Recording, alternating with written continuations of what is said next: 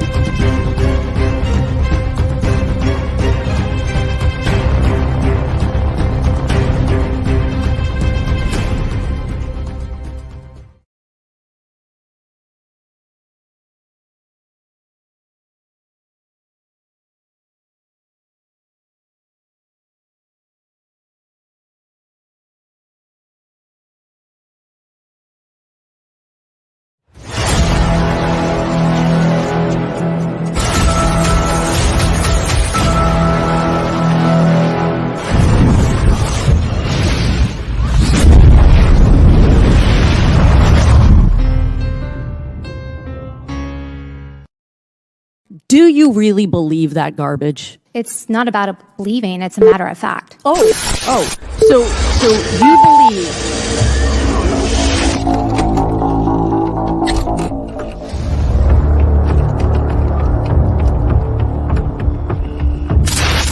Well, nobody else can make a decision but me because I was the president. The final decision comes to the president. You know, it's easy enough for a Monday morning quarterback to say what the coach should have done after the game's over. But when the decision is up before you, and on my desk I have a motto which says the buck stops here, the decision has to be made. And so, my fellow Americans, ask not what your country can do for you, ask what you can do for your country.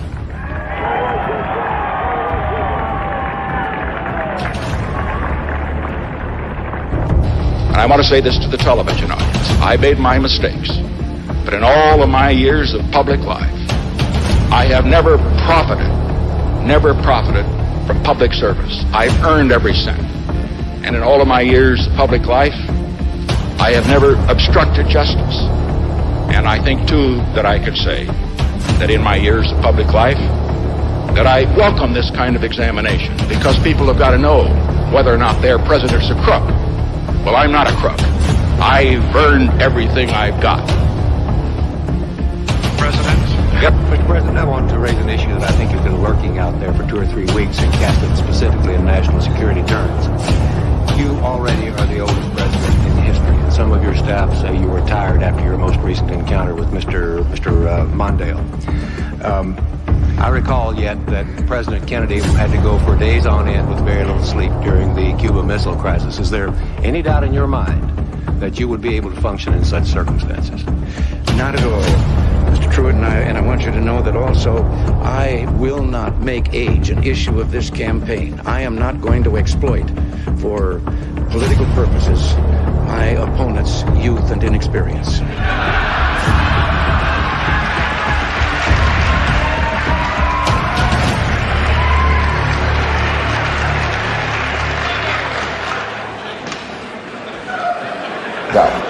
And I'm the one who will not raise taxes. My opponent now says he'll raise them as a last resort or a third resort. But when a politician talks like that, you know that's one resort he'll be checking into. And my opponent won't rule out raising taxes, but I will, and the Congress will push me to raise taxes, and I'll say no. And they'll push, and I'll say no. And they'll push again, and I'll say to them, read my lips. No new taxes.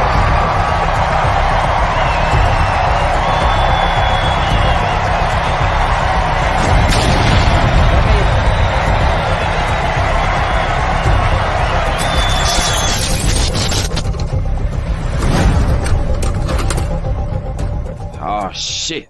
Here we go again. You're full of shit. All right, thank you. No, shush. Shush. In any country, prison is where society sends its failures. But in this country, society itself is failing.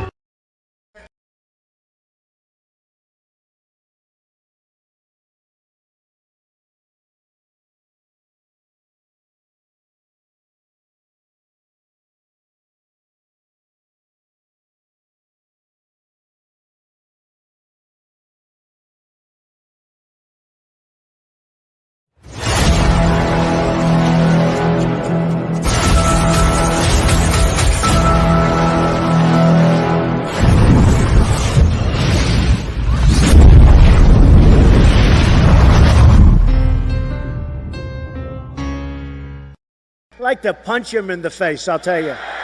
We won the evangelicals. We won with young. We won with old. We won with highly educated. We won with poorly educated. I love the poorly educated. Grab him by the pussy. I did not have sexual relations with that woman. Stay shut your mouth. Because you don't know what you're talking about. Yes, I did. Hold it. Tough guy. I'm not afraid of physical. Hold it. Don't sit there and tell me I'm not. There's an old saying in Tennessee, I know it's in Texas, probably in Tennessee, that says, fool me once, shame on you. You fool me, we can't get fooled again. They're bringing drugs. They're bringing crime. They're rapists. And some, I assume, are good people. Stand back and stand by. Will you shut up? Last thing was Olivia Gondak. It says that I wanted to eat her pussy. Olivia Gondak. I've never said that in my life tour. I would never do that. I'm happily married. I've got more than enough to eat at home. Thank you very much. You got to come see us when you come to New York, VP Biden. I will. It's a long way until November. We got more questions. You got more questions, but I tell you, if you have a problem figuring out whether you're for me or Trump, then you ain't black. Okay. I could stand in the middle of Fifth Avenue and shoot somebody, and I wouldn't lose any voters, okay? It's like incredible. I went to an Ivy League school. I'm very highly educated. I know words. I have the best words. We now have a gun on every table. We're ready to start shooting. By the way, maybe you could inject some bleach in your arm, and that would take care of it. This is the same man. Sarcastic. That was...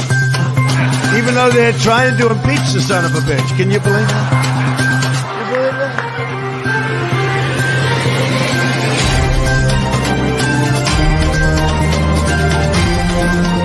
That's enough. Put down the mic. Mr. President, are you worried about indictments coming down in this investigation? Punch him in the face, I'll tell you. If I may ask Peter, one other ahead. question, are you worried? That's enough. That's enough. Mr. President, I was going to ask one other. I don't want reality. I'm asking the question: which one is better? That's exactly what it is. Got it on tape. What a stupid son of a bitch. I don't like words that hide the truth. I don't like words that conceal reality. I don't like euphemisms or euphemistic language.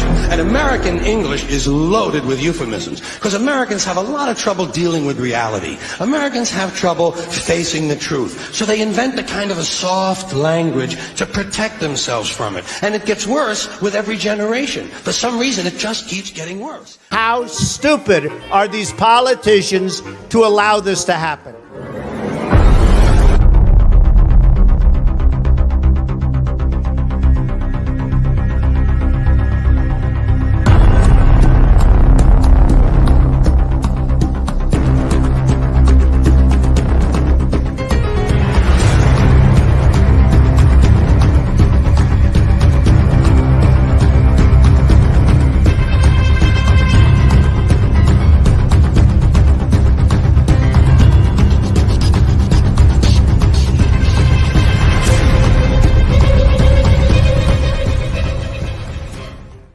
If you want to run your mouth, we can be two consenting adults. We can finish it here.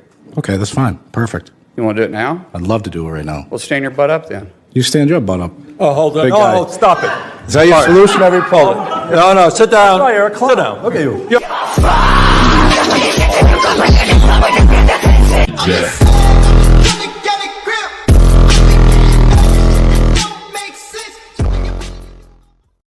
You're you're saying it's a falsehood, and they're giving Sean Spicer, our press secretary, gave alternative facts.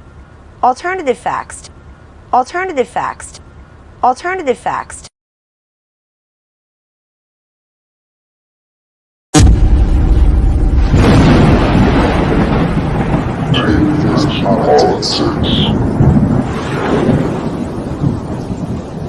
Saudi Arabia and Russia will repeat your.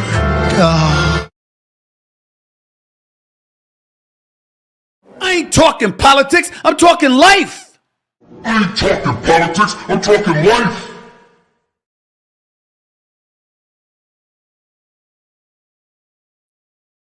All right, here we go for another TFP Tuesday. This is Van Cat, and we are now on episode number 32, and this is entitled Trilogy of Trash, Man, Woman, and Child. Today, we have the world's most dangerous political panel. We got MD. What's going on, MD? Peace, peace, peace. What's going on? What's happening? All right. And also on the panel, we have Ricardo. How you doing, Ricardo? Doing well. What's going on, TFP? We're in depth. All right. Yeah. So this episode is called a trilogy of trash. We're just going to look at a few videos pertaining to each subject. So this week, part one is man. So we have three categories: man, woman, and child. This week will be man. Next week will be woman, and then the next week after that, we'll look at young adults and children. So I've always said human beings are trash. And every day I get up, you see a reason on why you would say that. So I just thought, maybe it's time to do a show highlighting this particular notion. And to remain consistent with the lame duck concept, why not just have a trilogy highlighting those very types of people, I would say. So today we have a series of videos that we want to get into. We want to see how the panel reacts and what they have to say for what they're going to see here. It's not the worst things, not the least worst, but it's just our conversation, and we'll get everyone's take on it momentarily. So let's get into the first one. Now, if you know YouTube, I can remember for the earliest times I've watched YouTube, there were always viral videos.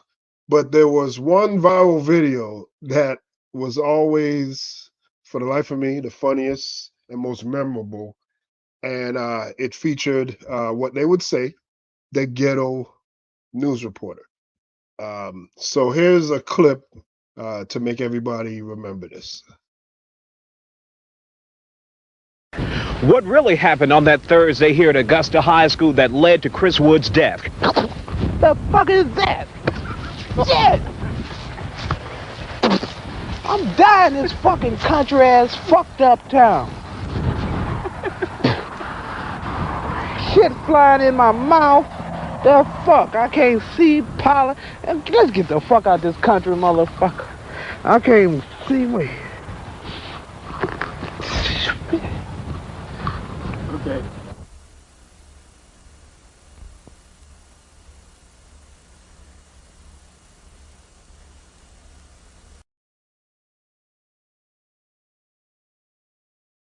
All right, so that's the viral video that's been on YouTube forever. Many people may identify or recognize that video. If you didn't, congratulations. Anyway, now the video, I show it for a reason because that gentleman in the video, his name is Isaiah Carey, and he today has a show that's been going in Houston area called the Factor. And I was watching the show one day, and he had a certain topic on there, and I thought it was pretty interesting. So let's just go into that video now, and then we'll catch up with the panel. So let's play this first one. First on the news at 6, a man in Livingston Parish was sentenced to a very rare punishment this week by choice. Glenn Sullivan Sr. opted to be surgically castrated on top of his 50-year sentence for raping a teen. A man in Louisiana will have a permanent reminder of the punishment for raping a 14-year-old girl. Not only will Glenn Sullivan Sr. be headed to prison for the next 50 years, a judge has ordered that his balls be removed. My next guest demanded Sullivan be physically castrated. And joining us tonight on The Factor Uncensored, we have Livingston Parish Assistant District Attorney Brad Cascio. Glad to have you here on The Factor, Mr. Cascio. Crazy situation there. A man is accused and has been convicted of raping a 14-year-old, and he was sentenced to 50 years in prison. And now part of that sentence is physical castration. Many of us have heard of chemical, but when you talk about physical, exactly what does that mean? Yeah, thanks for having me. Of course, we're talking physical this time, as you said, unlike the chemical. I've had probably 2 or 3, I think, over the course of my career, chemical castrations that are ordered. And what that entails in the state of Louisiana is a scheduled administration of shots throughout the remainder of the defendant's life, that he has to go in, he has to report, and he has to voluntarily intake. And if he ever were to take testosterone or steroids to counteract those injections, then that would be a new charge and he would go back to prison. Mm-hmm. For the case of physical castration, we're talking about a surgeon surgically removing the defendant's testicles from his body. Sylvia, while this method of punishment has been on the books for years, it's extremely rare that a defendant actually chooses it, usually opting for the less permanent solution of taking hormones. Glenn Sullivan Sr. of Springfield pleaded guilty to raping a 14-year-old girl multiple times, which resulted in a pregnancy. He was sentenced Wednesday by Judge William Dykes to 50 years in prison and physical castration, the first of its kind sentence in Livingston Parish. I want to say I've had 3 people ordered to be chemically castrated, but to my knowledge, this is the first physical castration to be ordered. Prosecutor Brad Cascio says due to Sullivan's criminal history and the severity of this case, he pushed for the sentence. I felt that this case was a strong enough case and warranted such action. According to a Louisiana law that's been in effect since 2008, people convicted of certain rape offenses may be sentenced to chemical castration, or if they so choose, physical castration or surgical removal of their testicles. Sullivan chose this option. He agreed in writing to have it done. When it happens is up to the Department of Corrections. It has to be done no later than 1 week prior to his release. So they could do it immediately or they can wait. Tuesday afternoon, a bill authored by Senator Regina Barrow that would allow a judge to order surgical castration without the defendant's consent if the victim is under the age of 13 was returned to the calendar. In its current form, her bill allows the punishment for nonviolent sex crimes like child pornography and video voyeurism. So now the person in question, the man convicted, is 54-year-old Glenn Sullivan Sr. How did we get here? Give us a little backstory to tell us why this was necessary. So Glenn Sullivan has lived in Livingston Parish, by my understanding, his whole life. And I can tell you he is what we call a long-time offender or a career defendant. He has constantly been a part in the justice system as a defendant. Mm-hmm. And this particular crime that he's committed is just so egregious and so heinous. The raping of a 14-year-old girl, which led to her being pregnant. Now this girl is raising this child. I mean, she has to live with this the rest of her life, with this child that I'm sure she's, going to love and she's going to raise. And, I really commend her. She was able to actually finish school, get her high school diploma, and she's really making something of herself. And I'm proud of her for that. And Mr. Sullivan, just being the lifelong defendant that he is, committing such a horrible act to this young girl, I think he deserves every bit of this. And it's my understanding from court records that he also threatened to kill her and her family if she told someone that he had raped her. That's correct. That's usually a part of this type of offense, right? These guys want to exert some type of control over their victims to protect themselves. So they will often use threats of violence or harm to either the victim or the victim's loved ones and close relatives to keep that secret and to protect themselves. It's my understanding from speaking with the victim and her family that Mr. Sullivan does have a history of physical abuse. Mm-hmm. And so not only was it a threat, but it was a real threat. It was something that he was likely to follow up with. And so that definitely instilled some fear in this victim. And like I said, I'm very proud of her because at some point she said, enough's enough. I'm tired of this. And she came forward. And for somebody at such a young age in such a dangerous position to have the courage to come forward and see this all the way through, I felt obligated to bring her as much justice and as much vindication as possible. And how old is she now? And is she still living in Livingston Parish? Well, I don't want to give up too much about the victim, honestly, because I don't want to do anything. But we do know she's an adult now. Yes. Yes. Got it. She is safe, and she is, she's living her life. Mm-hmm. Excellent. And when the sentence of 50 years in prison and then the castration, physical castration, is that something that you requested, something that he requested? What? So under the Louisiana law that's currently on the books, on the conviction of certain offenses, the court can order chemical castration. But there's a subsection that says with the defendant's written consent in lieu of chemical castration, we can order physical castration.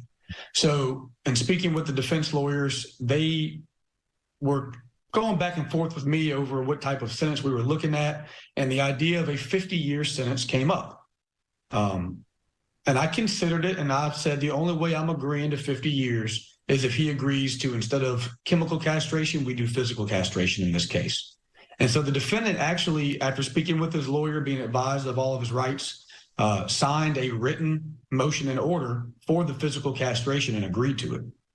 Now, was that a tough decision on your part, or you said, this guy's a monster, let's move forward with physical castration so he won't harm anyone else when he gets out, if he gets out? Yeah, the odds of him getting out are next to none, but you just never know. When laws change, DOC calculates time differently. He may one day get out. And when I thought about this in this particular case, given the act that was committed and the strength of the evidence, I had no problem at all whatsoever requesting this sentence. I mean, we have a DNA test that proves the child born from this young girl is his child. So there's absolutely no doubt what occurred. You know, our burden is beyond a reasonable doubt. And in my nearly 11 years as an assistant district attorney, I have never prosecuted a case that I didn't really believe in. Because if I don't believe it, I'm not going to prosecute it. But in this case, you had no choice but to believe the man was guilty. And so given the fact of what he did and how he has turned this girl's life upside down forever, I was very quick and had no problem making that decision. Okay, there we go. So we have a gentleman that raped a 14-year-old. She then became pregnant. He is in prison, and he's facing 50 years plus physical castration. So I'm going to go to the panel.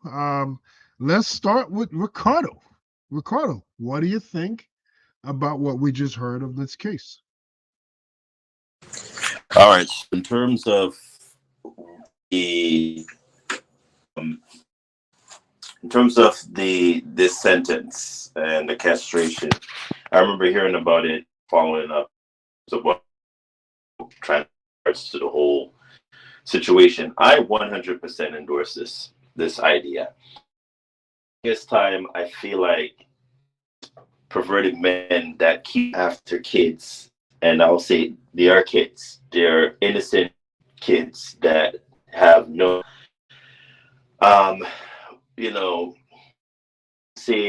you know, the said of what they have, innocence is one thing, but when you take the act of harming kids, I could never endorse the support. So when it comes to, like, you know, fully getting back these men, these grown ass men that know better, when it comes to children and harming them, I 100% endorse it. I think it's about time. I think it will send a direct message. I hope other states follow suit in terms of this. You don't get at any given point when you harm a child in that kind of way, heinously, like when it comes, you don't get to have a say at all. And that was always my stance, and I still stand by that. You deserve to be castrated.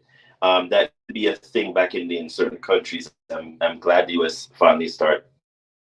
So it was a stern message that, you know, harm to innocent kids in any capacity.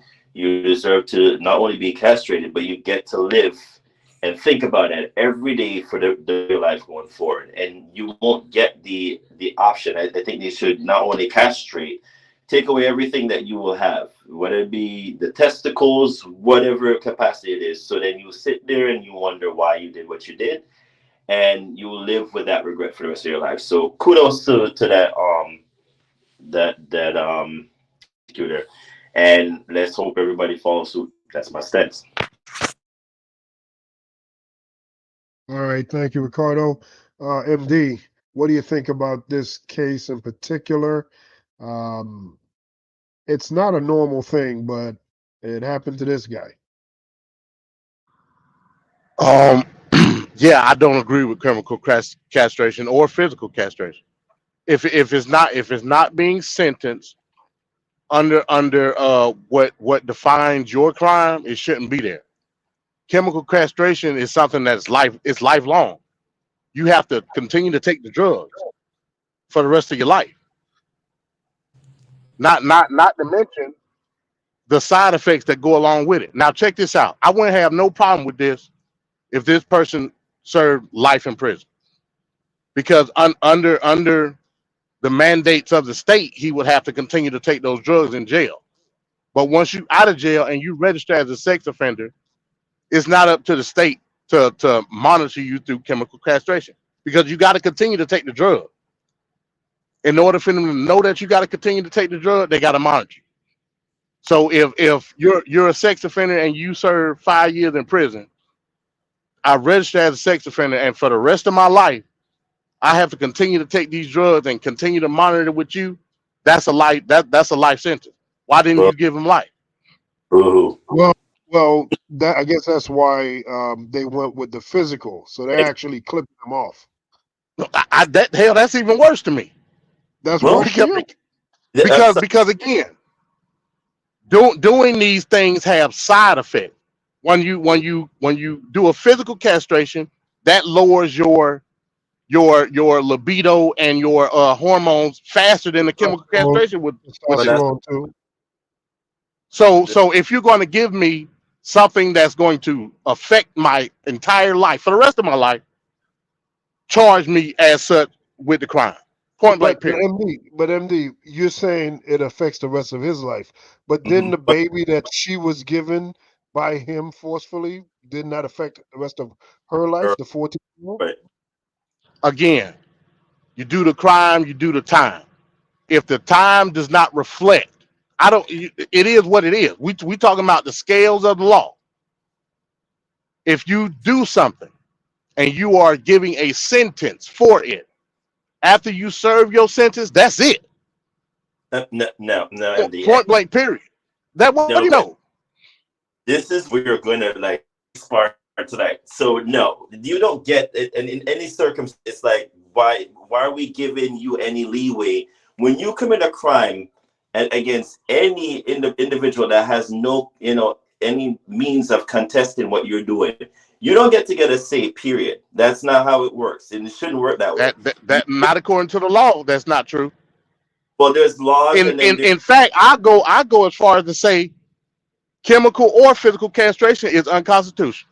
I go as far as to say that, because if you're not subjugating that particular prisoner or person or whatever to the crime within itself that has a lifelong foundation behind it, and you release me, upon my release, I'm set to a particular boundary that's garnering me freedom. Castration is not garnering me freedom. So put him in jail for life.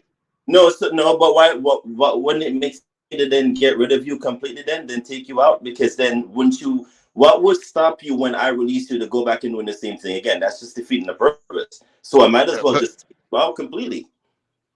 So ask the millions of repeat offenders that same question for any manner of crime. That's the point we're trying to make now. Why are we giving you leeway? So we're just going to go ahead and take away that due process that you would have. I say at this particular point, so you did harm to an innocent, bystander, which is the child. Why are you getting any leniency in terms of that? I might as well castrate you so you suffer the consequence for the rest of your life. The eyes of the law are blind. I can put that same logic. If you're a repeat theft offender, we should cut your hands off. They're damn right. You should cut your hands off because you're gonna. Okay, you said it. I didn't. Okay, that's cool. I'm not gonna change my stance.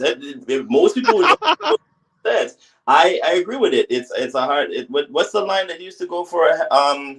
What's the line Van Cat that we used to say in the Caribbean a lot, or somebody who was out there? Damn, I can't remember it right now. There's a slogan that we used to use where it's like a hand for a hand or two for a two, something like that. So when you do certain things, you can't expect not to have consequences that come along with it. It's just like if I decide I'm going to cheat on a test and the professor caught me, I can go, oh my God, I cheated on the test, but no, it was my first time. No, what the professor will then say, okay, I'm going to kick you out of the course. At this particular point, that's the consequence. There's always been consequences in history that comes all the way down. You don't get, I refuse to give any, and I say this and I'm going to say it again. So whoever's out there is going to be shocked. I'm going to say it again. When it comes to harming any children, kids that have no form of development in terms of thinking mature-wise, you don't get to then say, oh, but I'm going to lose my libido in the future, so therefore sexually I should be given that option where I'm not castrated. No, you're going to lose that option. You should get no say whatsoever, period. If you're so why give him 50 years then? What's the point of giving them 50 years? No, that's them giving them 50 years. If I have my way, I will take you out completely. You should be gone. You're lucky. We talking about the law though, Ricardo. Right, that's what I'm saying. We're talking about the law. So that's semantics though, MD. But in terms of if it was because if you're in the courts of public opinion, this would be split. I wouldn't say split down the line evenly, but you will get probably a majority who will say 80% and then 20% will say, well, like you, oh, but then it's going to affect him, if he does the sentence down the line, then he could be released. Okay, but then when he's released, he's going to do the same thing again. What's stopping you from doing it again? So why not just make you lose? That's all crime though, Ricardo. You can't pinpoint and pick and choose and cherry pick. Can't do that. So like I said, when he got sentenced, the judge just should have said, off with your meat and let him free. You know what I'm saying? Off with the meat and then you so no more skeet. That's pretty much the line. Hashtag off with the meat. Off with your meat and let him go. What's the point of the 50 years? No, so hypothetically, let's say this then, Venkat and MD. So if the judges said, I'm going to give you 10 years, but I'm going to castrate you, would you then have would you still have the same stance, MD? If it was a lesser sentence? Yes, because after his 10 years, he would then be subject to the parole system to garner his freedom. I don't care if it was 30 days. If he has to go through a process to reestablish his freedom, why is he still checking in for the rest of his life? Because you got to register as a sex offender. Of what you did to the person that didn't get that's not a sentence. That's not rehabilitation. First and foremost, Vancat like to talk about true rehabilitation in the prison system. That ain't it. And you can't cherry pick what crime is up for rehabilitation or not, or reform. You can't do that. Well, I do want to say this. So you have a situation where, like you guys were saying earlier, about if they steal, cut their hands off. He did this crime, so cut his junk off. The only thing I'll say about this is you can't have blanketed stuff because we see so many innocent people in jail. However, with this particular case, it is undeniable that he did what he did because of the baby and the matching of the DNA and everything like that. So there's no question he did that crime. And his history. His history is what caused him to be a candidate for this to happen to him.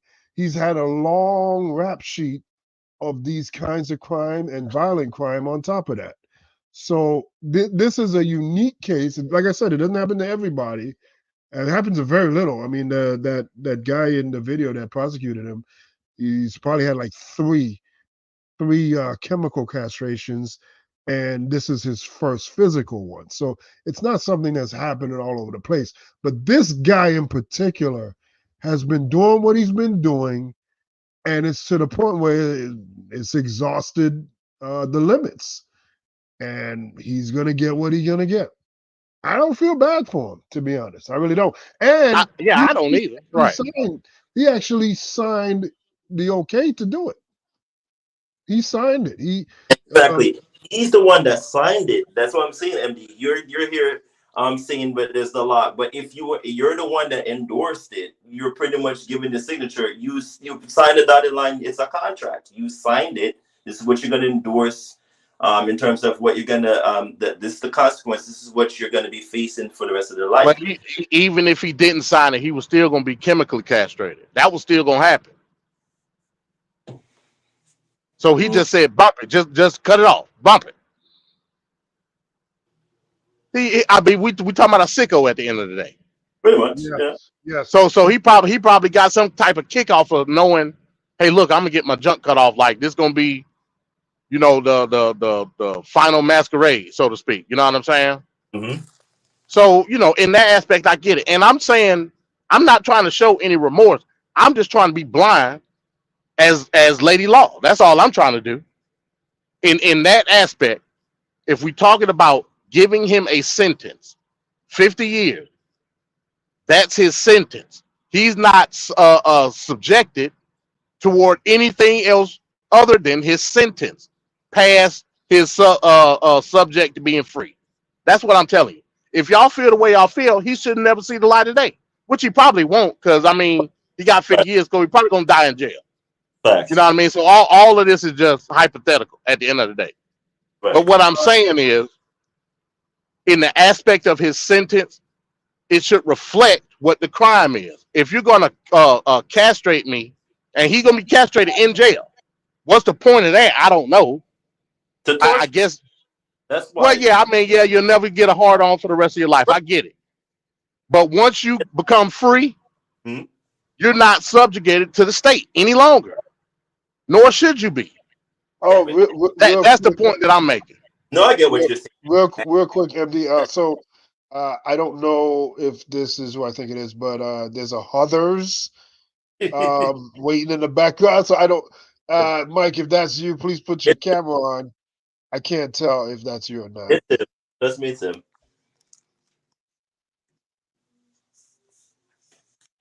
That's twin. Like. Okay.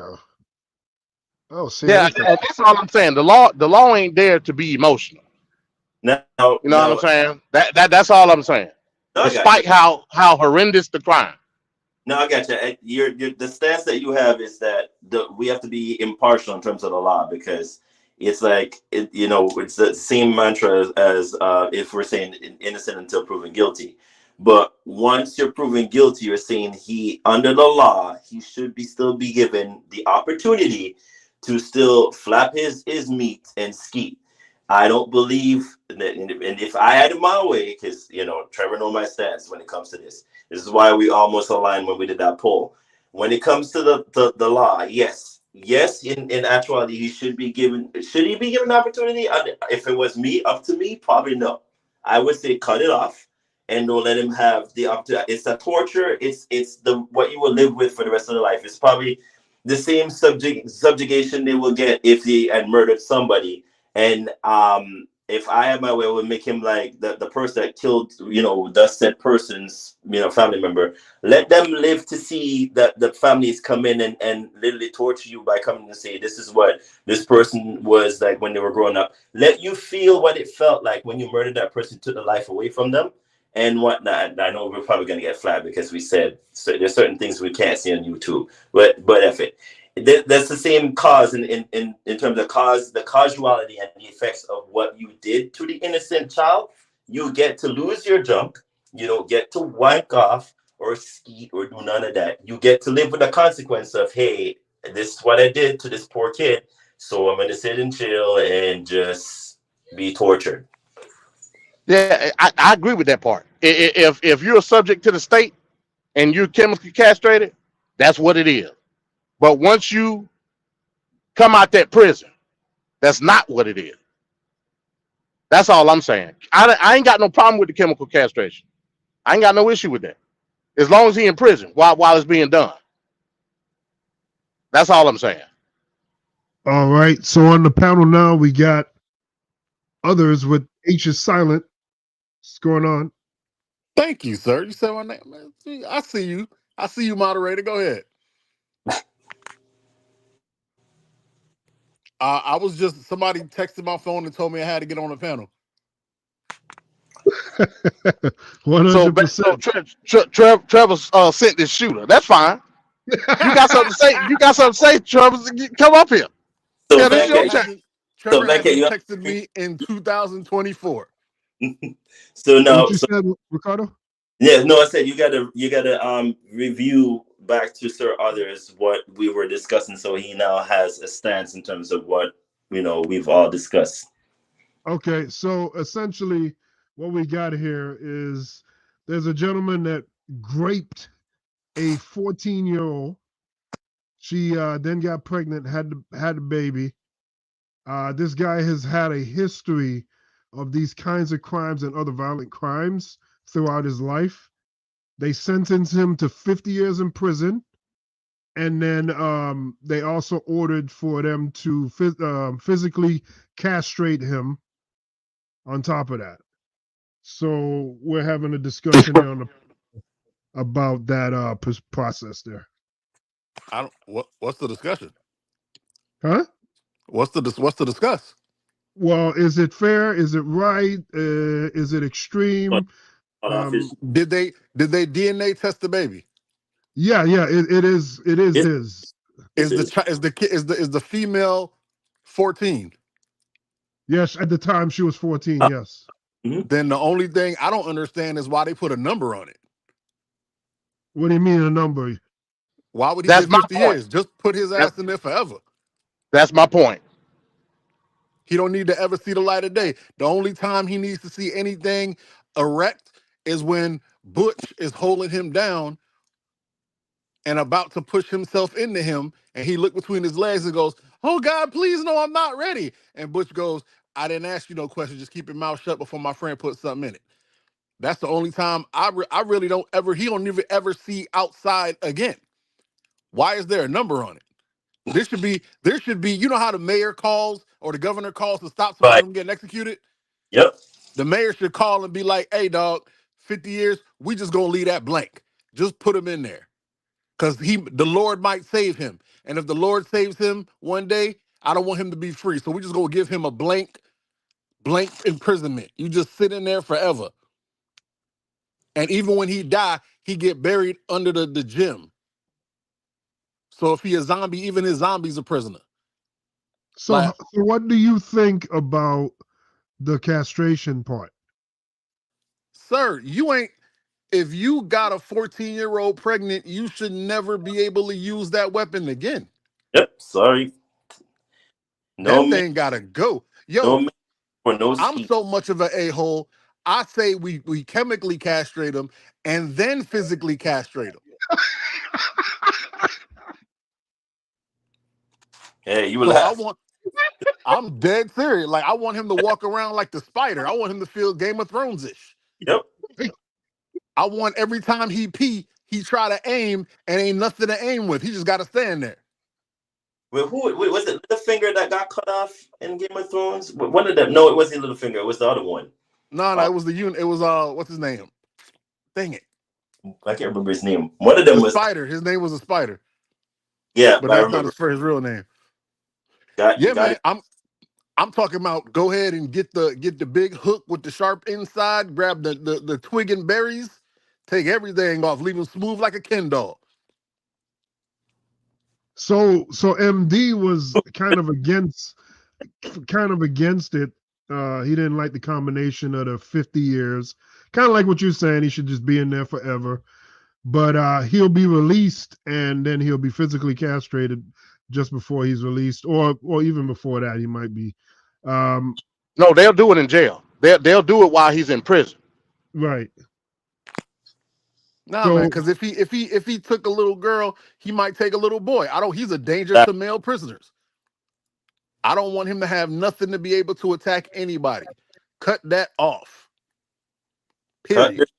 So he doesn't get to skeet. That's exactly. Yo, twig and berry. There's nothing he can skeet with. The only time he can skeet is if he goes to a fair and they play skeet ball. That's it. Can't do nothing else.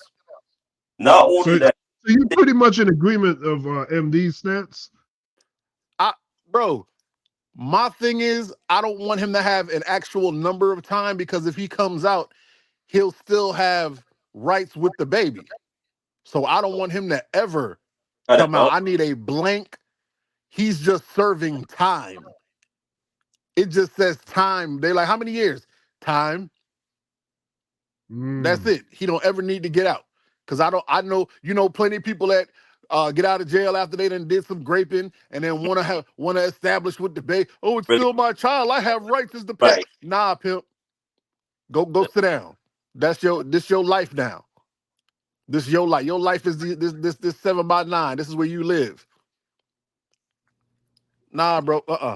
Matter of fact, so much. I think they should give him what they call it, the reassignment surgery. Give him a vagina. All right. And then watch him get raped in jail. See what it feel like. That's actually not a bad stance. You feel me? You gonna take somebody's humanity like that? Nah, yo. You get to see what it feel like. Hey, I tell people all the time, my second favorite, the best revenge movie of all time is Old Boy. But the second best revenge movie of all time is called Victim. If you've never seen it, it's Rosario Dawson, and it's been out for a long time. So spoiler alert. A dude grapes her, and she gets him back by tricking him into thinking that she thought it was just a bad night, and she wants to try again, gets him in the room, ties him up, and then has a 12-inch gay dude come in and service dude. Nobody understands grape until they get graped. And if you think when a man gets graped, it don't feel a way, I promise you do. I promise you traumatized too. Well, I'm glad you said that, Mike, because here's the thing. And let me say this first, though, Van Cat. Also take in consideration the locale in where these laws are present. It's in the South, and you got a couple of Midwest states in the middle of nowhere, basically, where don't nobody want to live at. Mike just made an excellent point. You know, as his Man Talk Monday brain kicked in, he had to equate it to a man being raped as well and having equal sustainability. Also take in consideration chemical castration, because that's what we're talking about. Chemical castration does not work on the female body. Oh, yeah. So where's the equality? In my Man Talk Monday voice, where's the equality in terms of equal subjugation under the state? It's not there, Van Cat. It just ain't there. Let me read something. Let me read. Cut off the clip like in Africa. Quality. Well, let me. I'm gonna read a couple sentences real quick. This from Equal Justice Initiative, right? This is talking about Alabama in specific, but it's talking about all chemical castration. It says the bill mandates within chemical castration that the person on parole or probation must pay for all costs associated with chemical castration. So not only do you got to chemically castrate yourself while being free, you got to pay for it, which can be up to $1,000 a month for the drugs alone. That's BS, and you know it, Van Cat. But it's not BS. You got to pay when you're on probation. But who do you think pays for probation? Really, that's Zion. they can't talk about the inconvenience of an act that they inconvenience people to begin with. That you So serve time, Venkat. Oh, You serve time. time is just one part of it. The Yes. person that got violated, they're serving the time of their life having to live with that. That's not Sir, how the law works, Venkat. I'm sir, sorry. I don't want to upset you. That's not how the law works. Sir, I am so sorry, Mr. MD, especially after you gave me your pseudo props. I've never heard it before on a Tuesday. It throws me off. But I must change your mind on this. Serving your time is not everything. It's exactly. very rare when you get out of jail and you're not on probation for years. And to get off probation is a process. I agree. I understand. So part of your time is that. Just because you get out of jail doesn't mean you're free. You're Facts. not. That's television. And I know that Okay. because I've been in correctional. That's Right. television. So Right. part of So their thing is your restitution. You can't pay somebody back the walls of their vagina. You can't pay that back. So you're going to pay this way. This is the restitution.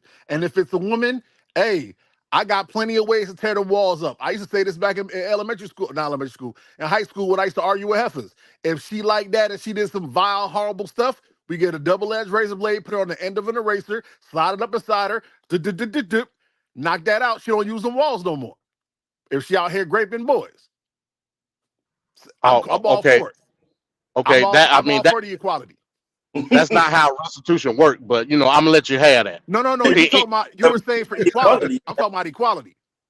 Okay. I mean, even then, restitution. That's not the definition of But like I said, I'm gonna let you have that. In any event, I agree with the parole and the probation aspect. Yes, there's a process in order to garner one's freedom. Correct. 100% agree. As a registered sex offender, that's life. That's you have to continue. That's life. Being a registered sex offender. And part of being a registered sex offender is you have to follow certain guidelines. Well, part of being a registered sex offender that did grape, this also comes with it. Facts. I disagree with that. But like I said, it is what it is. Well, you know what? All they got to do is go in there, change the policy a little bit, and you'll agree with it tomorrow. Well, I mean, you got human rights advocates that's fighting for it now. So I mean, I ain't got to do nothing. Hey. I'm gonna just let them rock, because again, it's unconstitutional. All right, so we're gonna go to the next topic here. I just want everybody to see my little Mike is right thing I made.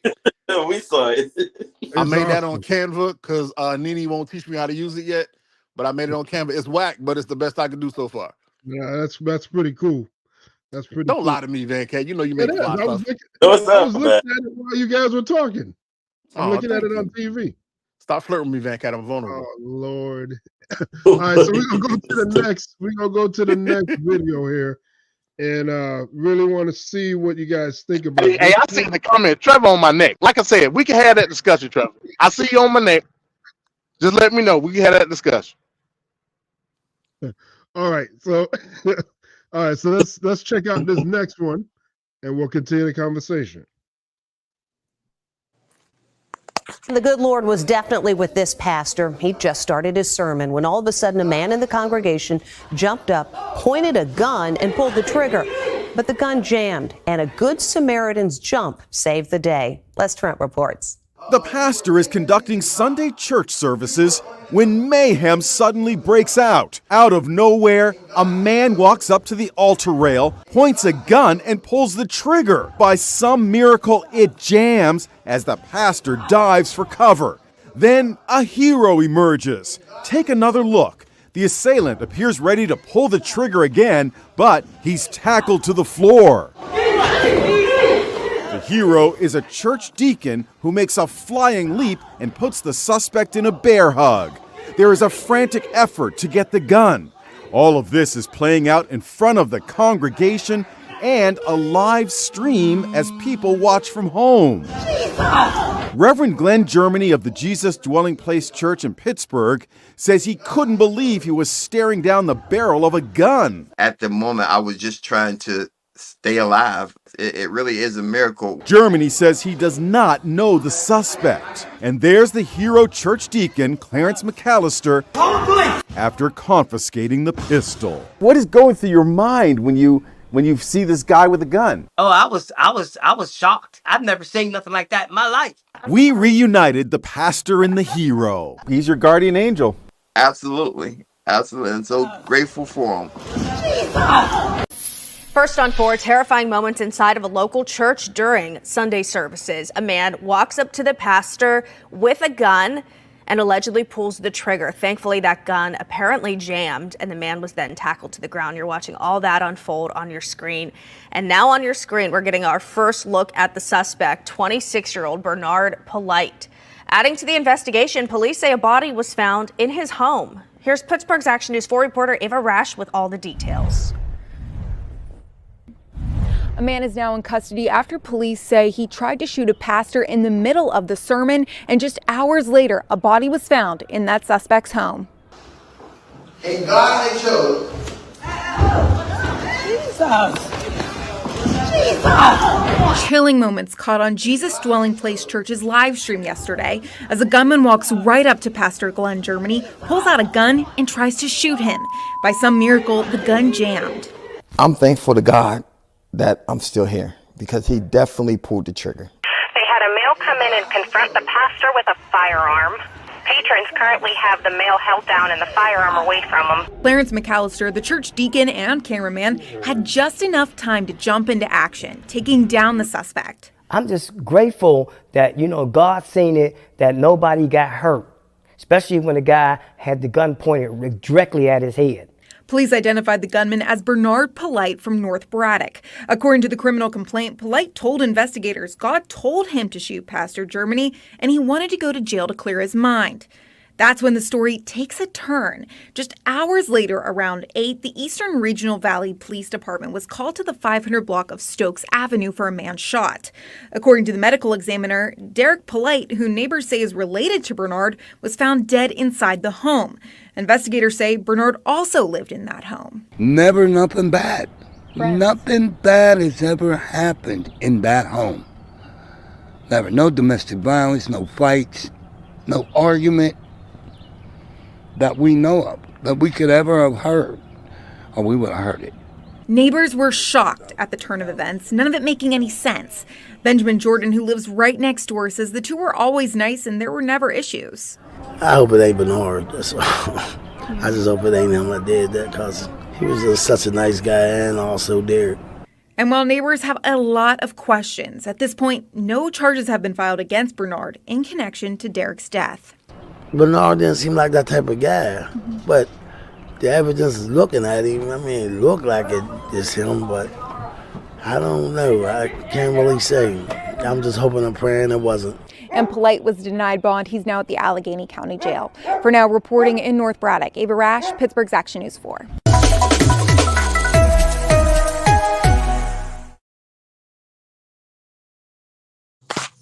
Okay, so there we go with that video. You have a guy named Bernard Polite, who wasn't very polite there, pulling a gun on the pastor. Do better, Van Cat.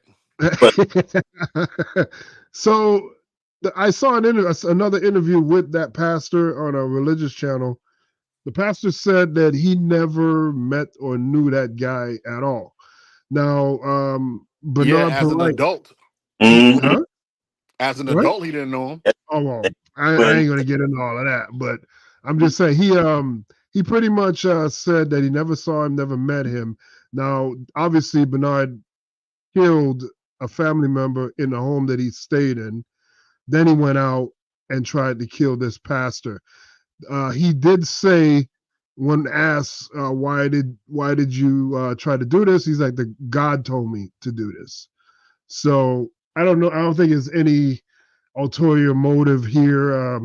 Just think this guy just went on a killing spree. It's pretty much what it looked like. So he already earlier in the day, and here we go with this. So we'll go with Mike. Mike, what you think here? Who? Oh my God! Others with the silent H. Oh, thank you, sir. Thank you. I believe the greatest comedian of all time said, if we outlaw religion, we can cure the majority of mental issues in America.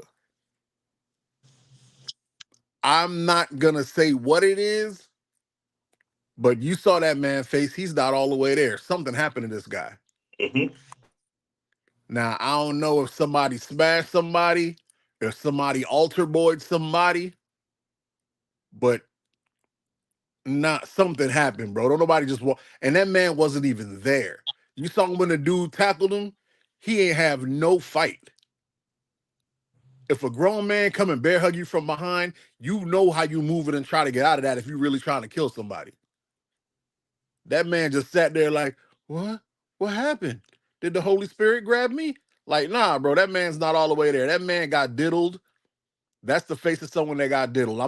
I know I tell jokes and I know I'm being serious. That man got diddled and his brain ain't been right ever since. And I'm not gonna say he killed his brother or whatever because they said they have no charges and they ain't got no proof. So I'm not gonna say that, but I am gonna say we gonna find out something about that pastor in the future. We That's sure. all. Something's gonna come out. Something's going. And he looked that man in the face and he was like, oh no, not like this. I knew the revenge was gonna come, but not in the middle of the church. And he dove. That man knew he did something. He know that little boy. He know that little boy. He don't know him as a man, but he knew him as a little boy. I'ma stand on that. Y'all go ahead. All right, MD, what did you think about this video here? I mean, yeah, I mean, I don't want to make no allegations, but I mean, it's very plausible what Mike said. I mean, Who? Huh? Hey, I ain't gonna play that game, Mike. Who? I I said don't what know I no said. Mike. I don't know no Well, Mike. I refer to myself then. Okay, DM. In terms of a lot of the shootings that we see, a lot of them usually go off, people that they know. That's the multitude of shootings in America, right? It ain't far fetched to say that pastor knew exactly who that person was. Now, again, the neighbors said it themselves. They ain't never had no issue with him. It ain't never been no type of event or situation ever. I'm pretty sure them people done lived in that house for years. And for a person just to snap like that comes from trauma. You know what I'm saying? You So just don't up and go like mentally disabled. That don't happen. But what about the fact that a family member was in the house dead before the pastor shooting? That goes to my point. Some type of trauma was the cause, and the effect was one person found dead and another person being miraculously saved from a malfunction of a weapon. That's just what it is. You know what I mean? That person that was found dead in the house may know things that never come out. You know what I mean? Unless this gentleman say something about it, which he probably won't. And that's the unfortunate situation. Now, with that being said, Venkat, do I need to turn my guns in today, or can I wait till the weekend? The weekend. Okay, all right, cool. Yeah, you on your own on that one. I'm trying to get more guns. You wildin'. So Mr. Straight Talk is saying, I'm telling you, a woman or a booty hole was involved. You guys really believe this? Facts. You know why? But you know why? Why we believe this? This is the third church-related news stats that we've heard. There was one where in Miami, I think, don't quote me, but I think it was Miami where I think it was a pastor assistant or something along that line was killed by the pastor himself because he was smashing his wife on the low. I don't know how he found out, but he found out by shooting him in the parking lot. So there's a lot of things that doesn't make sense, but then correlate right after. It's the same thing when they had that Pastor Eddie guy. When I can't remember what his name was, Eddie something whatnot. I guess it was alleged he was over the years. You talking about Eddie Armstrong? Yeah. Yeah. Eddie Long Pickle. Whatever. He was like, it started from one youth, I guess related dude that was a part of his youth initiative thing that was like, yo, for years this man was smashing me on the low, and it wasn't like he did it once, he did it more than 3 times. Nobody believed him. And then after that, it started like once one person comes out, there's a whole barrage of people right after it. And it was mostly men that grew up and got older, and over time some of them got married, some of them couldn't live with it, and they were like, yeah, this is what he did to me. Come to find out, I think he died, if I'm not mistaken.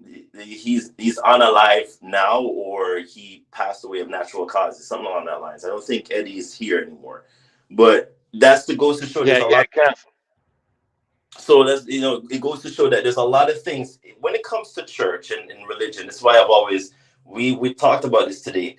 I need people who are religious to be a little bit agnostic, because they always go with this whole preachy vibe thing.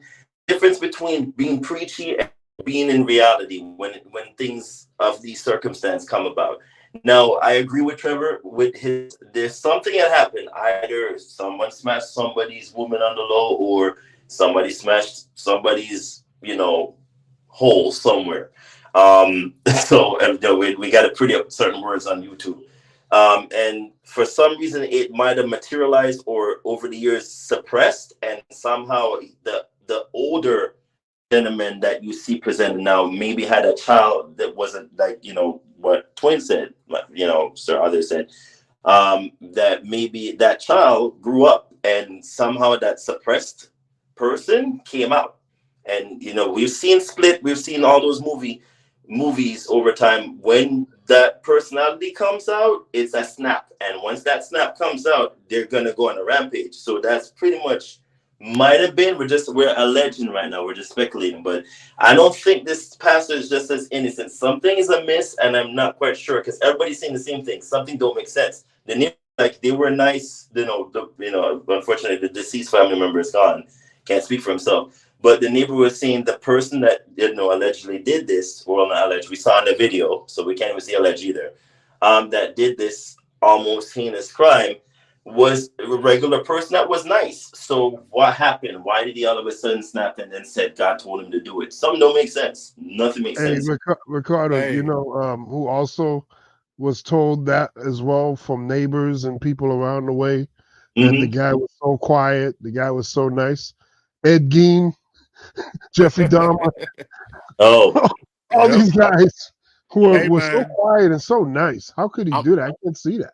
I'm glad you brought them up, because men don't try to kill people in the wide open unless it's high levels of emotion and feelings. If you wanted to kill me, you're not going to try to shoot me in Publix. You're going to try to find a way to kill me and get away with it. You don't do nothing crazy like that unless there's high levels of feelings or emotions. Think about it. Men, the only time you see men kill each other in public is high levels of emotions. Gangbangers, pride and anger. This dude diddled. And he said Jesus told him. It was a Mexican dude named Jesus from up the block. Not Jesus. It was Jesus. That's it. They just thought it was Jesus. It was Jesus said, go get that man. Don't let that man take your pride. And he said, you right, I'm gonna go get him, Jesus, and found him in the church. I'm telling you, something happened. Men don't just try to kill people in front of everybody in a way where they can't get away with it unless there's high levels of emotion. And you don't get high levels of emotion and feelings from a man unless something happened. Facts. And men have way too much pride. That's the one thing I will tell you about in certain circumstances. And if it is alleged that what we're discussing is what materialized earlier in his years, then more than likely that pride took over, and that suppressed feeling came about, and this is what the result was. But we're only speculating here. We don't know. But more so often, this is usually what the case or scenario is. Either somebody smashed somebody's woman, or they were, like Twin said, diddled. If you don't know what diddle mean, think of the recent line of a certain entertainer who has the same name. No Diddy. Hashtag diddle. Okay, so let's keep the trash train rolling. We'll go to our next story. This involves a child. Let's check this out. Now, some heartbreaking video of a boy on a treadmill, but prosecutors say not by choice. They say his dad was forcing him to run during months of abuse that ultimately led to the boy's death. Now the dad is on trial, and as the video was shown, the boy's mother sobbed on the stand. Les Trent has our report, and we warn you the details are upsetting. The shocking video will break your heart. It shows a little boy running as fast as he can on a treadmill. The video was played at the murder trial of the boy's father, 31-year-old Christopher Greger. Little Corey was an adorable youngster, but his father allegedly thought he was fat and forced him to lose weight by running on the treadmill in the gym in their apartment building in Barnegat, New Jersey. Corey's mother broke down in court as the tape was played, watching her son fall off the treadmill. We're not showing you the most disturbing parts. It's just too upsetting. But the video played for the jury shows Corey unable to keep up with the treadmill's pace and falling down again and again, only to have his father put him back on. Corey died 12 days later. The autopsy said there was evidence of chronic abuse. Corey's mom was asked about a phone call she had with the boy's father. He told me Corey wasn't feeling good. That he was lethargic and he was throwing up and his legs hurt. Did the defendant tell you where he was taking Corey? He said he was going to the hospital. He was taking Corey to the hospital. Ashley Wilcott is covering the case for Court TV. You can't even imagine what it must be like to lose your child. But then add to that, this is a father who only came into the child's life a few years ago. This is a father that she has believed is abusing her child and has reported it appropriately to the Child Welfare Agency. And yet she is still having to bury her son. It's really unimaginable. The dad's defense team claims the boy died of natural causes from complications of pneumonia. He faces life in prison if convicted. Okay. Hey, what the hell did I just watch? Yeah. Yes. So Yes, I'm indeed. confused. So we got a dad here that's saying his kid is too fat, so he needs to wait and work out and get on the treadmill. Now this boy is not playing Nintendo or hanging out with friends. He is on a treadmill running frantically, and as he falls off, his dad tells him to get back up and continue. So let's go with Ricardo. Let's start with Ricardo. What do you think about? Sure. So am I gonna be the one to say it, or somebody else gonna say it? Hey, Should I'm not gonna say something that's gonna sound good, so y'all better get y'all good stuff out the way because I'm confused. All right. So I'm just gonna go say it. I'm gonna say it out loud and up front. Now, don't hurt me, people. But there's got to be more to this. The story that they went with was that the dad put him on the treadmill because he's fat. Now, if we're gonna look on the pictures and what we saw of the kid, we could go even more deeper because there's no way a dad would then allow, and there's a lot of, people, heinous people, sick people out there. But if we're going to go with the notion of this is a dad that just came into the child's life, which the reporter stated, I didn't state this. We could go further and say, well, probably the dad didn't like the way that the kid was behaving, his mannerisms, so forth, and probably thought it was probably best to make a man out of this kid. Now, a lot of time, not in the way that we're thinking, but in the sense of, hey, I don't want my son to be like, this way or effeminate or whatnot. So I'm gonna put you on the treadmill. You go run, boy. You go run. That's what I'm getting from it. But they're not saying it like that in the media. It's very hard to watch. It's like a very tough video to watch because it's a child. Again, when it comes to kids, there's a psyche in us that because we were once kids ourselves, which is hard when we see, certain things happen to kids. It's kind of like a tough stance, but we have to be impartial because, again, we said this earlier, you're innocent until it comes to court of law. If we're going to go with MD stats, we have to. That's just how people look at the representation of the law. So we're going to go with that. But if we're going to go a little bit deeper, based on the pictures that we saw, there's 3 that we saw, if not 2, I could dig deep a little bit deeper and say psychologically, I think the father did not like the way his son was presented or is being presented to him. And in the court of public opinion, he probably didn't like how he was growing up, because if he came into his child's life, he's going to be like, what the hell? Why is this, boy acting like this and whatnot? I'm going to put him in a treadmill. I'm just going to go with that stance. I said it out loud. Don't hurt the messenger. Whatever everybody else states is up to them, but I'm just going to put that out there. Now, if we're gonna go dig deeper, I'm sure somebody else is gonna have a different stance, but I pretty much think that's where we're going. Still a heinous thing for him to do. You didn't have to push that kid that hard for him to then lose his life, and then we're gonna use this. And again, I hate when the media does this. This is propaganda that they're doing. If this was a, person, they would have been like, oh no. But notice what they said. Oh, he died of complications to pneumonia. Was that a pre-existing condition? Because all of a sudden that was the first thing she pulled out of her hat at the end of the segment. So I mean, there's so much to unpack here, but I'm gonna go with that for now. So that's my stance. Okay. So MD, what do you think? What's your side of it?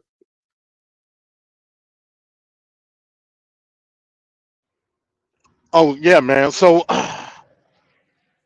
it's hard to say what the intentions was. Yeah, for the boy, I believe, was only 5, 6 years old. What are we talking about? Fat. See, where I live at, I see a lot of dads, even at that age, living vicariously through their sons, right? Facts. Even to the point where it's borderline abuse. When I used to go on that football field when my kids were playing football, some of the stuff that I would see that a lot of these dads would make their sons do was horrible. Like, I like football, but I never force anything on my kids they don't want to do it. Not something so insignificant as football, because that's what it is. I love it, but at the end of the day, it's insignificant. If I see that my child got an ability to play it, will I try to influence him in a facet of showing him what the benefits could be? Yeah, of course, but I would never force it. That's an issue amongst dads with their son. It just is. I'm not saying that this is this situation, but it's akin to some of the things that a lot of these dads make their young sons do in order to fulfill some type of dream that they once had. That's just a whole fact. You know what I'm saying? So I can see a lot of that in this particular situation. At the end of the day, we don't know what it is. I remember seeing this story, and it said when the dad brought the child to the hospital, and he was pronounced dead. Not more than 20 minutes later, the dad drove off. So it could be some type of heinous thought process that this man could have had, because he wasn't his biological dad at the end of the day. So I don't know, but I brought that situation up to see that, like, this could be an example of that, with dads living vicariously through their son, which is effeminate to me. Hell, your ass didn't do it. Oh well, live life. That's it. It's a wrap. You can't turn back the clock. All right, MD, thank you. So now um others with a silent H who's already tuned up the band, warning everybody we're gonna hate him for this. So go ahead. Your piece now. All right, we got to separate this into two separate things. Okay, was the dad hard on the boy? Yes. Did he force the boy to run? Yes. I'm not arguing that. I'm not disputing that. What I am gonna say is I didn't see a damn thing in that entire video that looked like abuse. I didn't see a thing in that I didn't hear a thing from the reporter, from the so-called people of jurisprudence, from the lawyer, from anybody, from the mom. I didn't hear anything from anybody that was any kind of proof of abuse. All I heard was he made the boy run, and then they stopped the video because it was so traumatic to watch him, quote unquote, pick him up and put him back on the treadmill. Propaganda. Now, I'm confused because I've had that happen to me. They were like, boy, you Chucky, get on that thing. Oh, what did you get your ass? Run, get on there. I'm still alive. I don't know whether he had a heart condition. They didn't even tell me the medical reason he died. Facts. All they said was chronic abuse. What kind of abuse? Was it abuse from running? Was it running abuse? Like he had messed up feet like them kids in China when they tied it, the little girls when they tied their feet? Like, what happened? Chronic abuse don't tell me nothing. I have chronic abuse too. It's in my crotch from my right hand. That ain't killing me though. Somebody need to tell me something. That video, please watch that video again without feelings. They said absolutely nothing. Nothing of legal substance. Nothing. They stopped the video to tell me that he picked him up and put him back on the treadmill. So the hell what? They didn't even say he ran him to death. Say that. Say they ran him to death, and then I can be like, oh, he ran through exhaustion and he didn't give any water. Okay, I can go with that. They didn't even say that. The dad's thought or premonition of not premonition, the dad's excuse of pneumonia. That sounds more plausible than ran to death.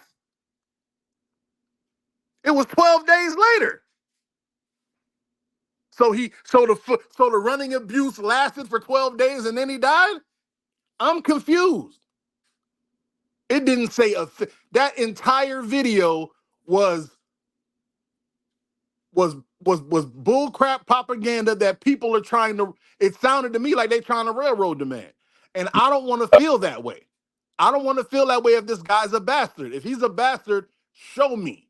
That's what the court of law is. They have this man up on charges and they can't say one shred of evidence in the entire news report. Yo, when they had OJ caught in the Bronco, when he was driving in the Bronco, they was telling about, oh, well, you know, they found this and they thought this and this person was found this. They had a whole bunch of stuff to say. Diddy ain't even been arrested, and they got a whole lot of stuff that Diddy supposedly did. He ain't even been arrested yet. But this man is on trial, and you can't tell me nothing? You stopped the video because he picked the boy up and put him back on the track? Nah. That sound like some AI stuff happening to me, bro. That's some AI stuff in the future. They already got this man ready to go down. I don't know what he did. He must be some Jason Bourne whistleblower, saw something. If not, please show me something. I don't get it. Venkat, can you play the video again? Because I didn't see anything. Matter of fact, you guys saw the video I saw. Tell me what I missed. What did I miss? What was a smoking gun? Now, shout out to Trevor. Trevor, you tried to run me down with my viewpoints on the first story, but you don't see no problem with this. What Mike saying?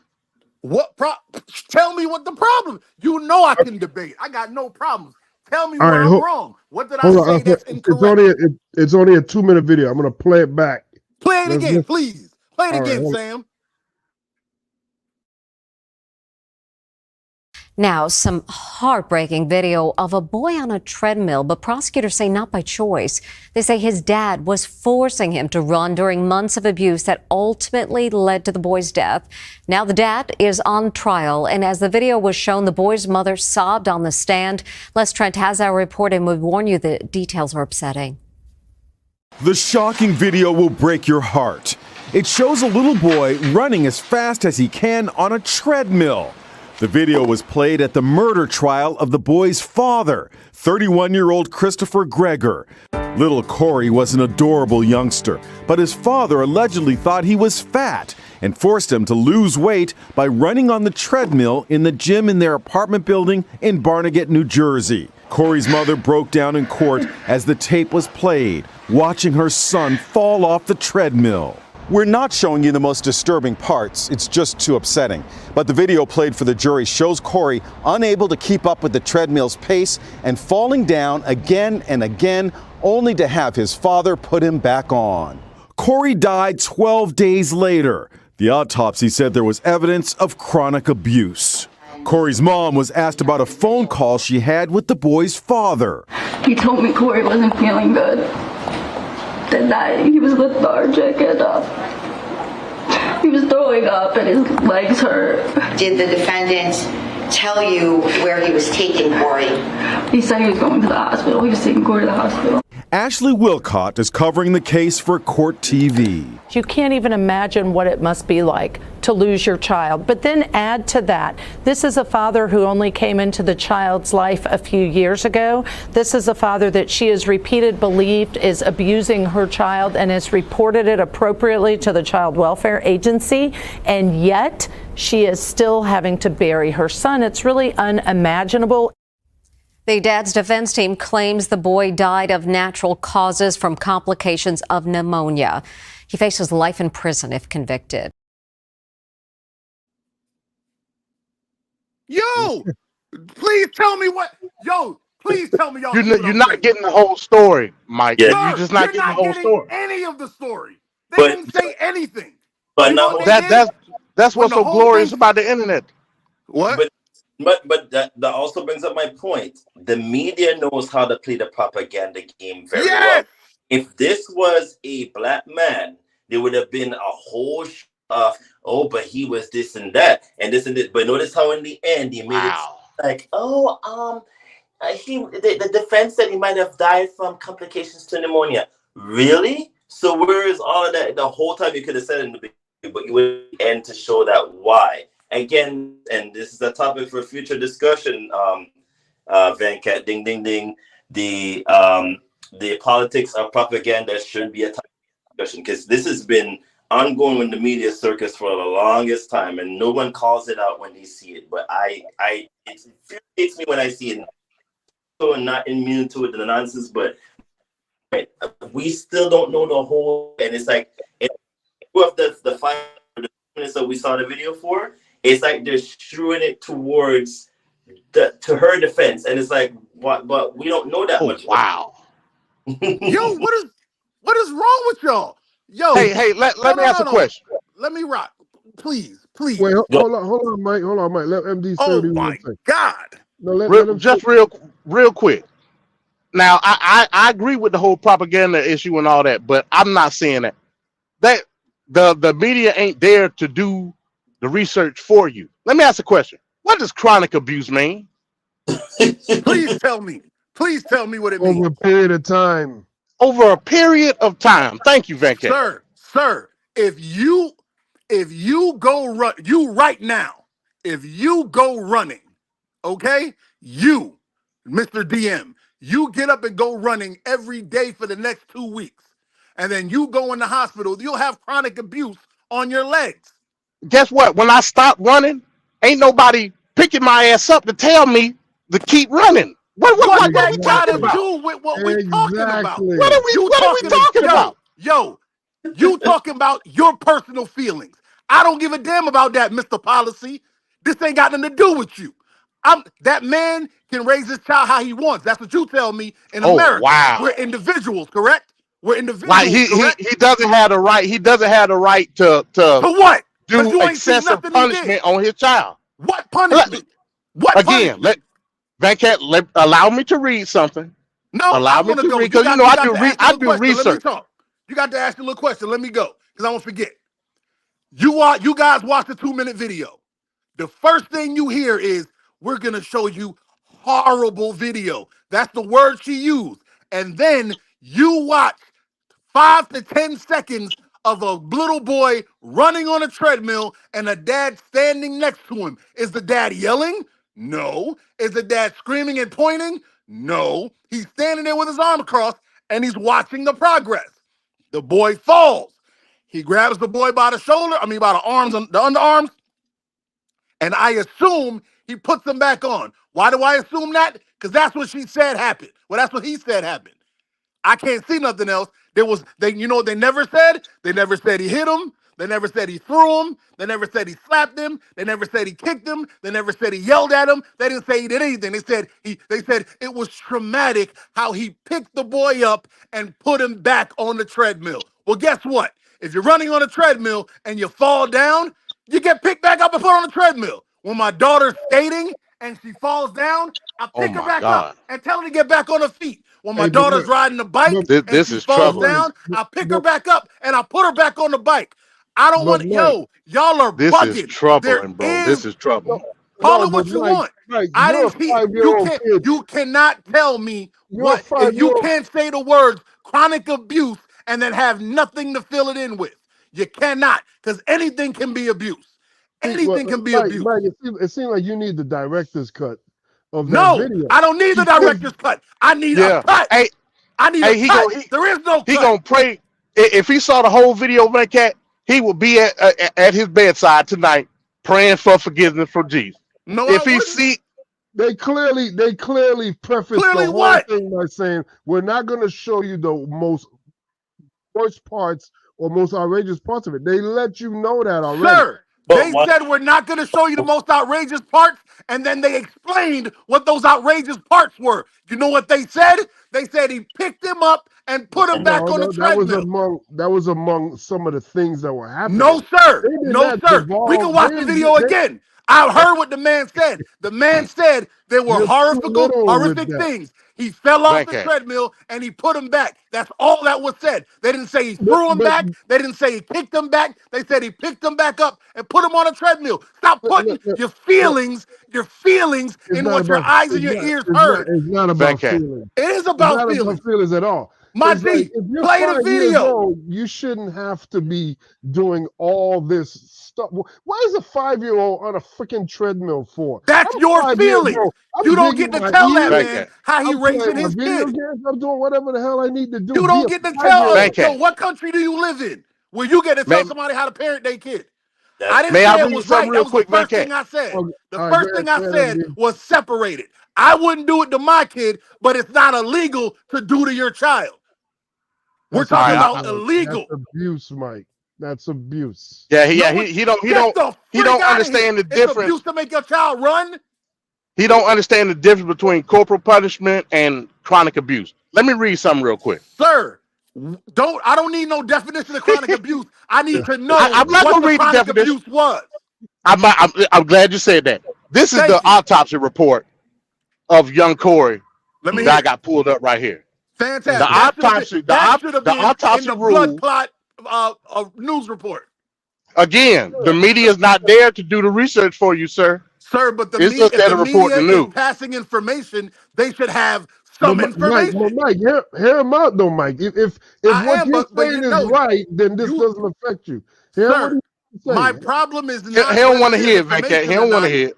No, I do want to hear it. My problem is with you guys, and not UMD. It's Venkat passing judgment with no information. You're about to give us the first bit of real information in the court trial. Venkat is emotionally invested, and he automatically has this man. You'd be the worst juror of all. You automatically have this man guilty for nothing. They've not said one thing of evidentiary prowess or evidentiary foundation You don't that this man think they did. went through the autopsy in the trial? I'm pretty sure that they did. Sir, if they went through the autopsy, they would have said chronic abuse that looks like, or chronic abuse stemming from, or chronic abuse in this area, or they just said chronic abuse. Nigga, that don't mean nothing. The news said chronic abuse, Correct. not the prosecutor. Sir, what did we just watch? Did we just watch a news report? Let me read this.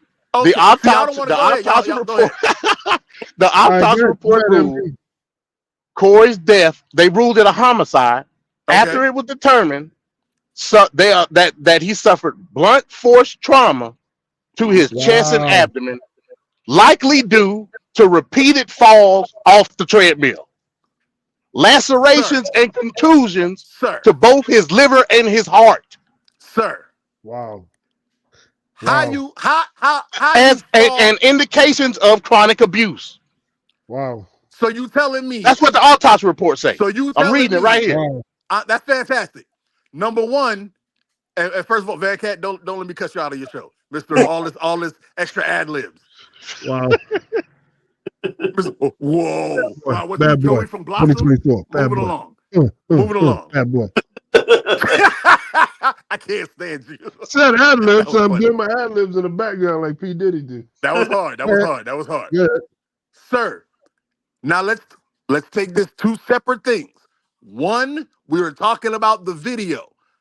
What MD just read, we'll talk about that in a second. I got no problems with it. I'm not disputing it. Let's say what you just read is 100% correct. In the video, they showed nothing at all. If you guys can watch that video and tell me they had proof of anything, you're lying. Now, on to what MD said. So you telling me they're saying this boy fell off, a 5-year-old, whose bodies are malleable. They tell you that all the time. Kids fall and hurt stuff and break all the time. They're telling me he fell off a treadmill so hard that he cracked his chest. That don't make that sounds sensible to you?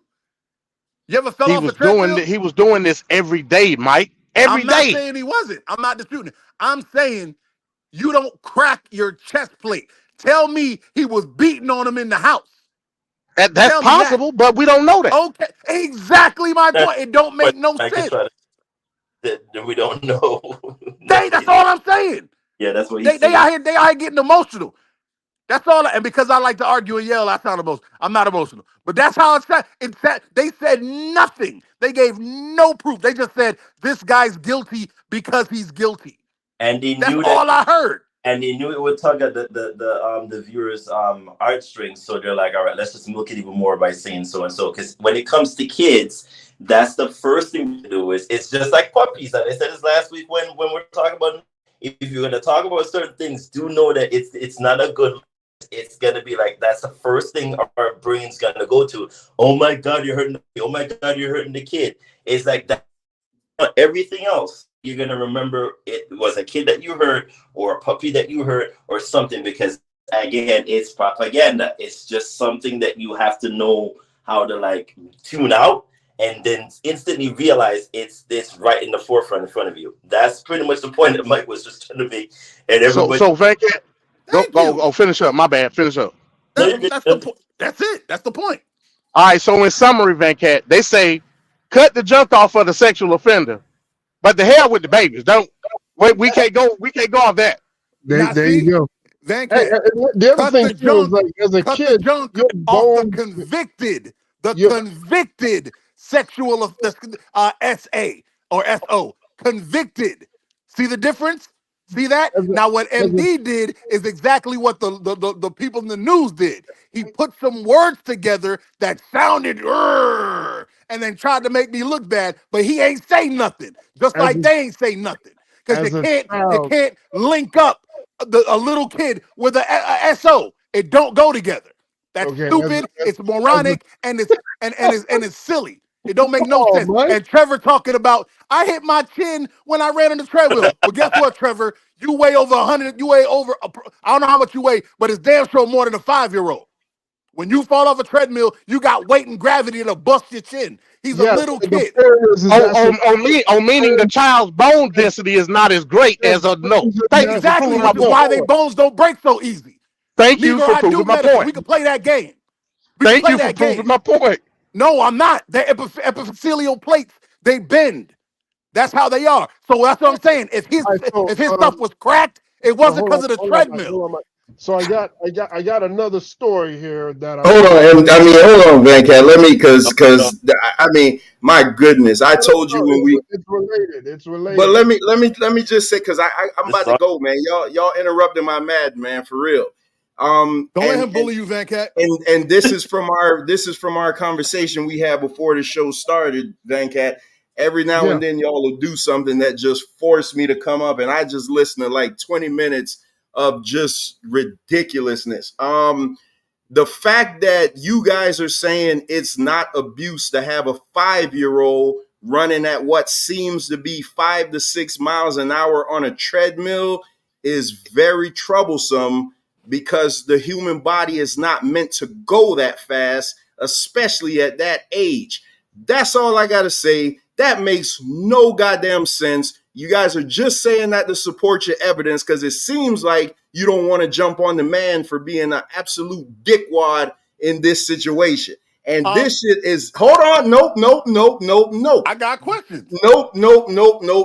This shit is troublesome. And I'm glad you brought this up, Venkat, because now I could take it out of my Man Talk Monday folder because I damn sure was going to bring it up Monday, and I don't know how I would have been able to handle this response here. A 5-year-old running at 5 miles an hour. It looked to be like 5 to 6 miles an hour. MD, you correct me if I'm wrong. You an athlete. I know that.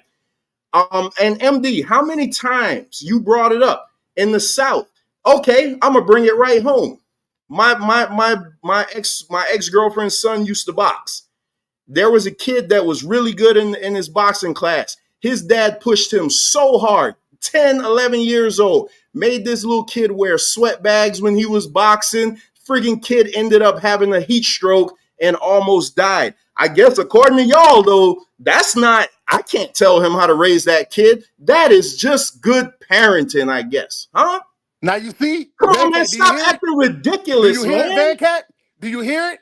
No, that's the same thing the news lady did. No, you acting ridiculous. To make it sound away. You talk for like 20 minutes. You talk for 20 minutes. And then when MD brought up the autopsy, then you're gonna try to move the goddamn goalpost. Sir, did the man that had the little kid you saw running go to jail? I don't know what happened. No, yes he probably did he go to jail? So what? So either if he didn't go to jail, then it wasn't abuse. Abuse is a legal term. Whatever, man. Abuse is a legal term. It's a legal term. Yes, get off. It's a legal term. Just because you don't like it, don't mean you get to tell people how to raise their kids. It is what it is. I said, the first thing I said when I got on was, I don't agree with dude. I said it's a separate thing. The news the news report said nothing. That's what I said. Now he got on here. What did I say? I said, it's all about y'all emotions. He had something he felt from his past. Y'all gonna make me throw this salad up. That's why he's feeling the way. I can separate, and I thought MD could too, but apparently he can only do it when it fits his narrative. I can separate legality from emotions. I never said the guy was a good guy. I didn't say he wasn't a piece of garbage. When he read the autopsy report, I said, man, maybe he was hitting him inside because that's probably where it would come from other than falling off a treadmill. I said that. I believe I said that. I know I hear myself. You guys are talking about feelings. If it's not, no. It's the same thing as they say, if a tree falls in the forest, did it make a sound? No, because sound is a human construct. Just like law is a human construct. Just because you think somebody's doing something wrong doesn't make it abuse. If a woman yells at her son every single day, we'll feel like that's abuse, but the law doesn't say it's abuse. Two separate things. She's still a piece of garbage, but it's the law that says it. And he invented that he was running 5-6 miles an hour. You don't know that. The boy got little legs. You don't know how fast that thing was going. He invented that it was 5-6 miles an hour, and then he invented the law book that said a 5-year-old can't run that fast. Guess what? I've seen it. The kids that MD's talking about, the football dads, I've seen them. I've seen them run their kid up and down till they throwing up in the end zone. I've seen them. And guess what? Them dudes ain't go to jail. Why? Because it isn't legally abusive. It's not legally abusive. That's all I'm saying. And if that make y'all feel away, then find another country. Because in this country, that's what it is. Hold on, Period, Mike. point, mother, blank. All right, move on, Venkat. Hurry up. Move on. What we gotta hurry up for? So in the tradition of speaking of what we're speaking about, we're talking about a younger kid. So here's a kid that's in, I believe, high school or college. This is an amateur wrestler. All right, so hold on one second. Let me just, I'm going to share the screen on this one. Is he being aid too? Hold on. Share. All right, so let's take a look at this video real quick. You're watching a college wrestler with just minutes left to live. He was suffering from heat exhaustion and desperate for a sip of water. His parents say his coaches refused to help. Here's Lisa Guerrero. This college is literally dying for a sip of water. He I frantically remember tries this. to get into this building, but the door is locked. Grant's parents say he ran to this water fountain in a desperate attempt to find water, but the fountain was bone dry. His body was later found just yards away from here. People tried in vain to give 20-year-old Grant Brace CPR. 911. We had an emergency, and I got a student. We found passed out. He's not moving. Is he breathing? No, I don't think so. A lot of people refer to him as a gentle giant. You know, he was a big guy, kind of intimidating to look at, but so soft and kind like a teddy bear. Grant's grieving parents, Kyle and Jackie Brace, say their son would still be alive today if only his coaches had let him get a sip of water. He was begging for water. Guys, help me. Please help me. Can you describe what was going on with Grant in those last moments as he was trying to get through the doors? It was hot. It was very hot. The surveillance video showed that he was trying to get in the school to get help, wasn't successful, and then was found close to a water fountain on his hands and knees. An autopsy ruled Grant's death was preventable. The cause? Exertional heat stroke. It's inexcusable. On the day he died, Grant's parents say his coaches made him run up and down this steep hill 7 times. But when Grant became exhausted and begged for a water break, one of his coaches allegedly told him to keep going or he'd be kicked off the team. They called it Punishment Hill. That's what it was known on campus. It was a grueling day of practice in 80-degree heat here at the University of the Cumberlands in Kentucky. His friends on the wrestling squad made an effort at giving him water. But according to a wrongful death lawsuit, his 2 coaches yelled Grant needed to get the water himself. That's when the young man struggled to find water, only to face a locked door. He was panicked. He clearly needed help. And he wasn't getting help from any of the coaches or any of his teammates. Grant's parents and their attorney, Jamie Monkus, sued his wrestling coaches, Jordan Countryman and Jake Sinkovitz, and the University of the Cumberlands for wrongful death. I knew very early on there was no chance this family was going to be silent in talking about what happened to their son, because their main priority was to raise awareness and to tell the story of what happened. I think the coaches ultimately were responsible. His heartbroken sister, Kaylee, shared voice memos the family discovered Grant had recorded before he died. They don't give me a break. They're all constantly on my ass about the littlest things. It's a pretty messed up situation. In them, she says Grant refers back to the previous season when he was already worried about his coach's alleged abusive behavior. Grant's daily blog for mom and dad in case something bad were to happen to me or the coaches were mistreating me. Hearing your brother say, I'm recording these in case something bad were to happen to me, there's no words. Grant's final words on those recordings. I'll see you later. Until next time. But for Grant, there'd never be a next time.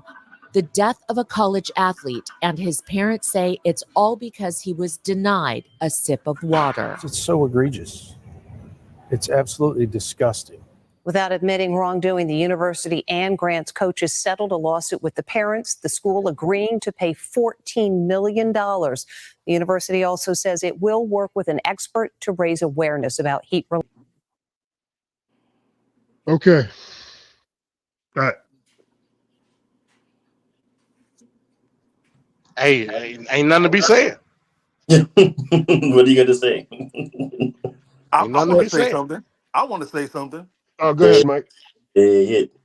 I am pissed that I'm pissed because he told his parents that there was a problem and they didn't do anything.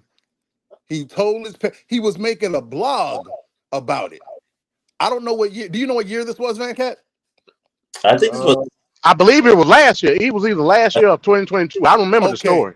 Then that's even worse because they passed the law that they're not allowed to do that in football. Why wouldn't it carry over to all sports?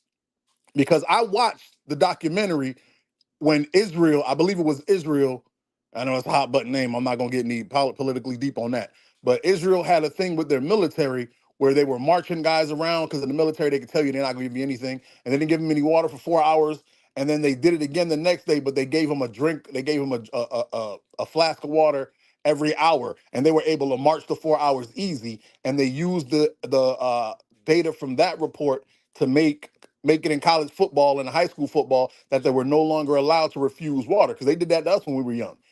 But that was like 2015, 16, somewhere around there. So they're not supposed to be able to withhold water from him. So why, if he's being told that by the parents, why aren't the parents making us think about it? And if they don't change it, we switch schools. I don't understand why people are so docile of people in authority.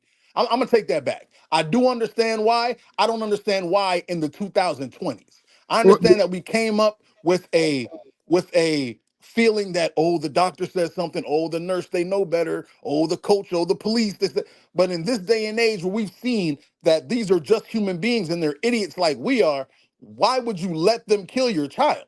Well, Mike, the way I took it from what I can hear, it seems like he was making a audio log that he was recording for himself, kind of like a verbal diary. It wasn't like he was. I don't think he was calling and leaving voice messages to them. No, I'm not saying it's voice messages. I'm saying they said that they spoke to him about it.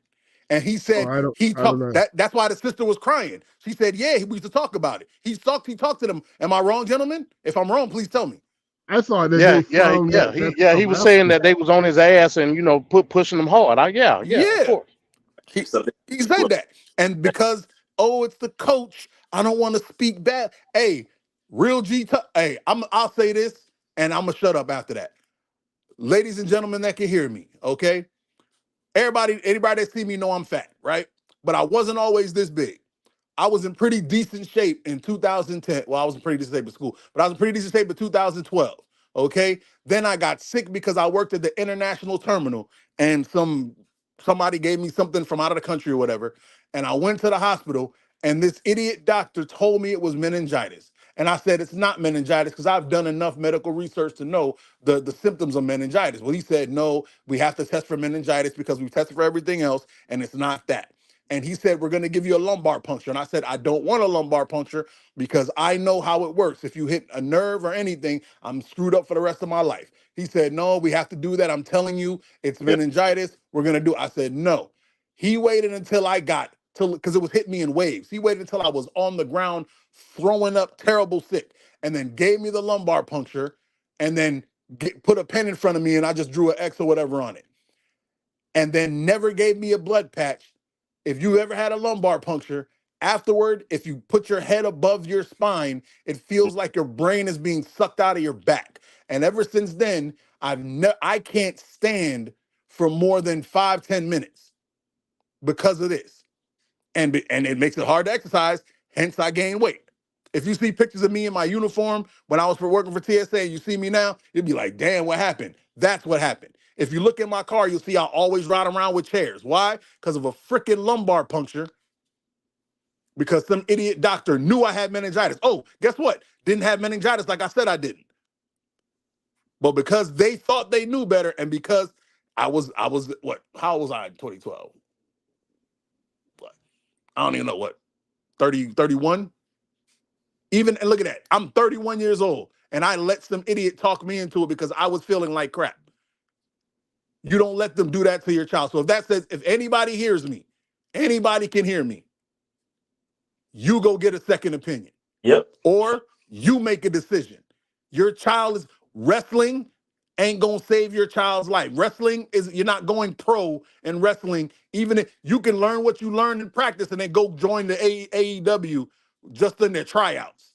You don't have to be in wrestling. You don't have to be in the organized sport.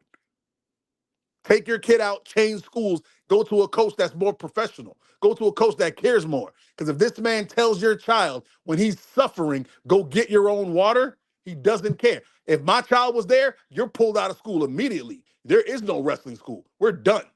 There's no more wrestling. We're done. This man did not care about their kids. he cared about his job. And all right, I'm gonna shut up. Go ahead. My bad. Trevor's trolling you. Stop being Man, ain't emotional. nobody worried about emotional Trevor. All right, so Hey, I'm gonna yo, he play. just mad. Yeah. Hey, I'm gonna push the button and get off the pod because I'm mad. Please. All right, so I'm gonna play the final trash video, the man trash video of this show here, and then we'll get into lame duck territory. So it's only like a 2-minute video. So I'll see you on the other end.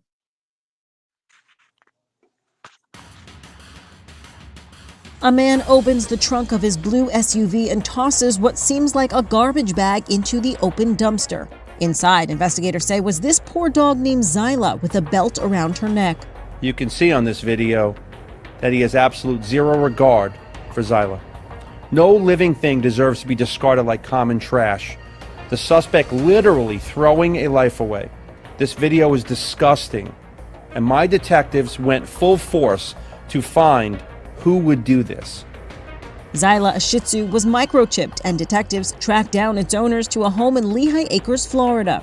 It was discovered that Zyla's original owners were unfortunately deceased. Cross-referencing information and using the latest and greatest technology, key details led detectives to a nearby residence with the same blue car driven by the suspect in the video.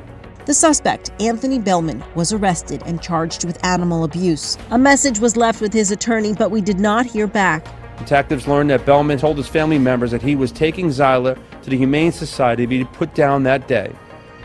Instead, he tried to throw her away in a dumpster, where she could have slowly suffocated to death or died of heat stroke. Zyla is doing much better now and still under medical evaluation with Animal Services. Soon, she'll move to a rescue organization.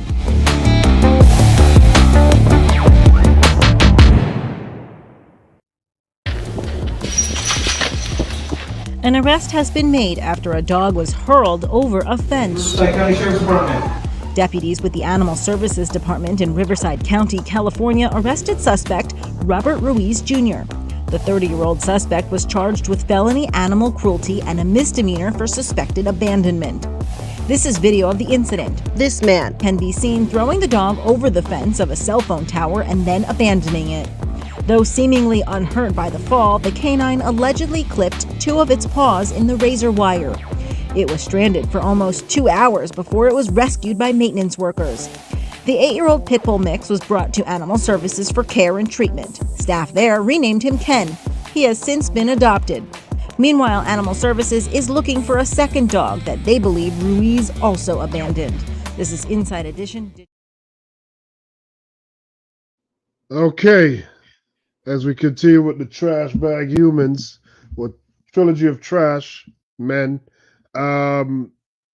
we'll go to I think I haven't went to MD first in a while, so we'll go to MD. MD, what did you think the video we just saw here? I mean, yeah, it's unfortunate, with abandoning the animals or whatnot. You can't take care of the animals. There's plenty of resources that you can use to facilitate, the dog being able to be taken care of. I ain't particularly a dog person, but it is what it is. I understand. I understand. In the arms of an angel and all that.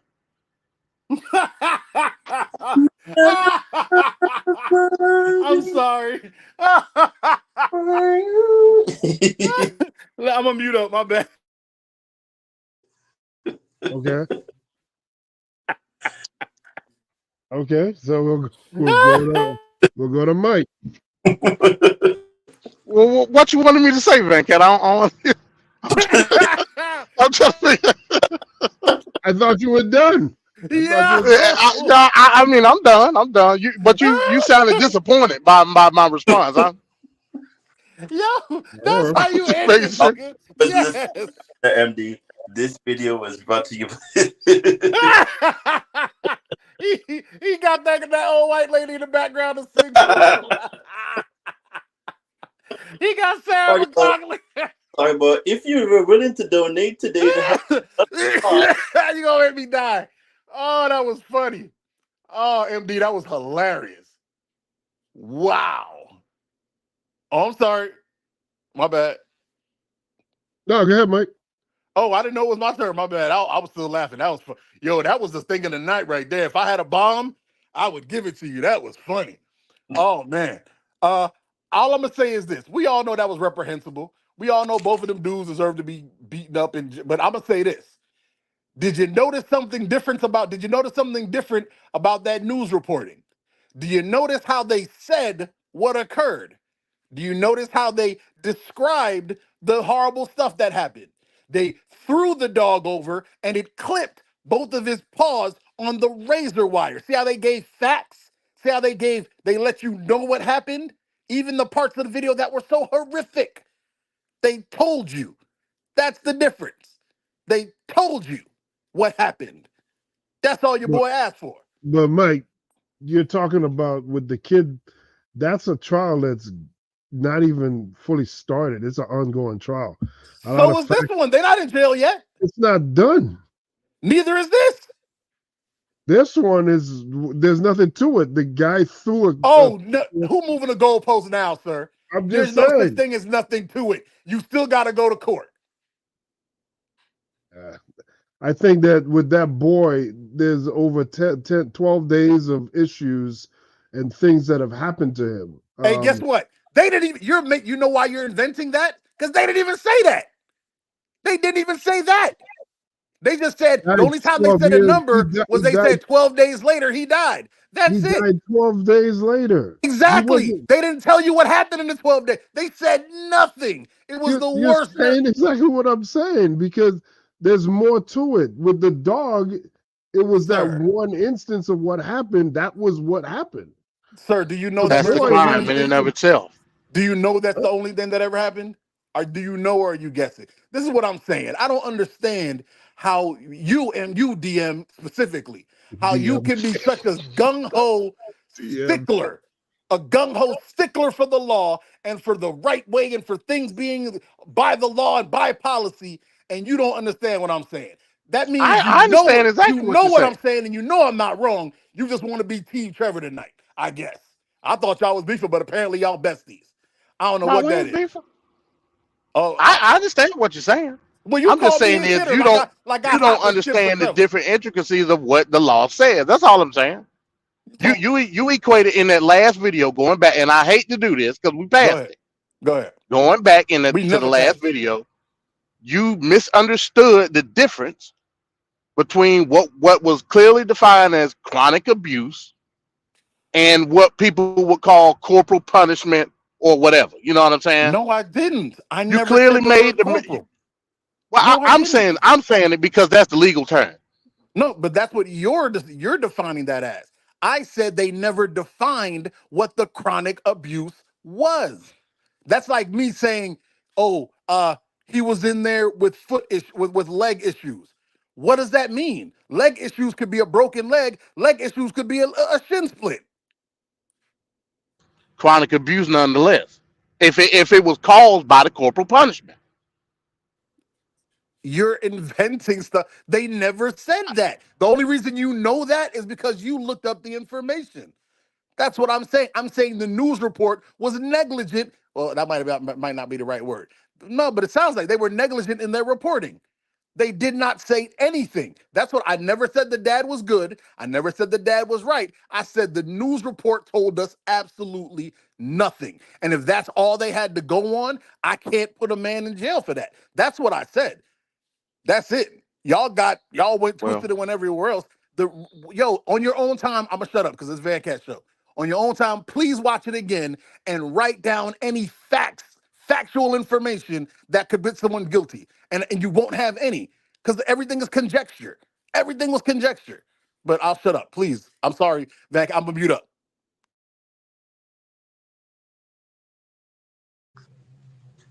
All right, Ricardo. All right. Anything you want to bring to this here? My Lord. So no, basically what Sir Others is saying that they didn't. It was too broad of a topic of discussion for the media to then just automatically say, "Oh, but he died in the end of so and so. They didn't narrow down what it was the cause and effect of the death. But we digress, because again, if you know how to read the media, and even though Trevor is saying it on the chat, when it comes to kids, there's certain things, where you have a soft spot for. It's the same thing with animals. It's a propaganda machine. So if you know to read through the smoke and mirrors, it's like you'll be able to navigate with, by being impartial. But again, I digress. When it comes to the two videos that you showed, Venkat, yes, it's very, gut wrenching. The first video, the man tossed the poor, I don't even know what breed of dog that was, because I'm not really, a dog avid fan like that, but nonetheless, still a heinous thing to do, because he threw the dog away in the trash bag, in the garbage dumpster. You could have easily brought the dog to a home, pet shelter or something. You didn't have to go to that extent. What did the dog do to you, sir? Like, was it that, terrible that you had to go through great lengths of throwing, tossing it in the garbage with a belt on, I believe they said, and almost suffocating the heat? Like, that's just a little bit too far stretched out. And then the other one, him that threw the damn dog over the barbed wire. Like, really, it clipped that poor paw got clipped. If you notice, it slowed down and clipped the poor dog's paw, and it fell. Yeah, that wasn't a clean throw. Yeah, that was a harsh one. Like, that's Wow. Yeah, you should have thrown harder. Like, Oh my God. Like, bro, like, if you know how to throw something over barbed wire, like, if you've ever, I don't think most of you know what barbed wire feels like when it cuts you. I know. So, I've done some things in my life that I'm not going to speak about here, but I had to go through barbed wires. But, that's what the hell you doing, Ricardo? What the hell you got going on? I mean, I did grow up in the crib in one of the most horrible garrisons you could think of, but that's a topic for another day. I was gonna make a joke. I ain't gonna say it. Even the good garrisons hurt. Mm-mm. So yeah, that's a topic for discussion for another day. But yeah, I mean, that's a horrible thing to do. So what do you think? It was gonna tug at our heartstrings, because you literally, that poor dog is defenseless. You just tossed it over. Again, why you couldn't just bring it to a pet shelter and let them, decide how to help, bring this dog transition to another family, stuff like this option. Like, the day you have a plethora of options that you could, it's that when a pet gets just locked it out the house or something, or say, listen, man, a family member, hey, you want a dog? Yeah, I can't do with this dog anymore. So here, there's options that you could do. You tossing a pet over the barbed wire and throwing a pet in a garbage bin with a belt on, like that. That's just in the age of 2024. Progressed way too far for people to be doing all these things. It's not like 1993 or in the 90s where this moron threw the damn what you call it, the boa restrictor or whatever you want to call them in the Everglades, and now they're overpopulating the damn every native animal and whatnot in the Everglades, because there's no what you call it to combat them. That's the kind of nonsense that we expected in the 90s. Now we're in the 2024s, and you still like thinking that kind of are backwards. It's kind of like sad. It's a pet. The pet's gonna go based on your emotions. Evil men that are tossing and throwing dogs all over the place. Do better, because it's the same thing. And if this was Noam, which I hope she is in the trash bag filter of the week, because we're not going to give a woman a pass. And I think that's what she was doing too, again, using the propaganda machine on her own will to try to drum up VP support. When I said this last week, when it comes to certain things or discussion, when it comes to pets or whatnot, you're not going to get a pass from either side of the aisle. So you there talking about, oh, I'm going to shoot, or I killed an innocent dog because they didn't know better, and because, oh, I'm a woman, I can get away with that and say whatever I feel, is utter bullcrap. And again, the media is doing this toss-up thing, where they're giving her a pass because she's a woman. No, I'm gonna say this, whether you're a man or woman, it's still a heinous thing to do. You have options. You don't have to kill a pet. You don't have to toss them in the garbage bin. You don't have to do all of that. Just bring them to a pet shelter, or do the next best thing. Call the dispatcher, or 911 or 411, I think it is now, when you call the whatever numbers, and they will direct you where to drop off a pet or a child or a whatnot. They give you options. You can go online at that. You could go on YouTube at that. There's options. There's plethora of options out there, people. Please stop doing these kind of things because there's videos almost everywhere now. And we don't even want to talk about how those videos can, affect. But that's a whole other topic for this discussion. But yeah, have options. So stop doing these heinous things. It's not a good look, all right? And that's my stance. All right, Ricardo, thank you. All right, so we're going to go into session now with Lame Duck. So we'll see you on the other end of that video. First things first, in this Lame Duck session. For the United Nations General Assembly to share the extraordinary progress we've made. In less than 2 years, my administration has accomplished more than almost any administration in the history of our country. America's so true.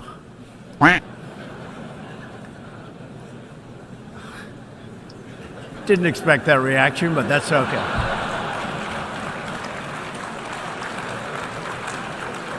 Right. Ladies and gentlemen, we got him.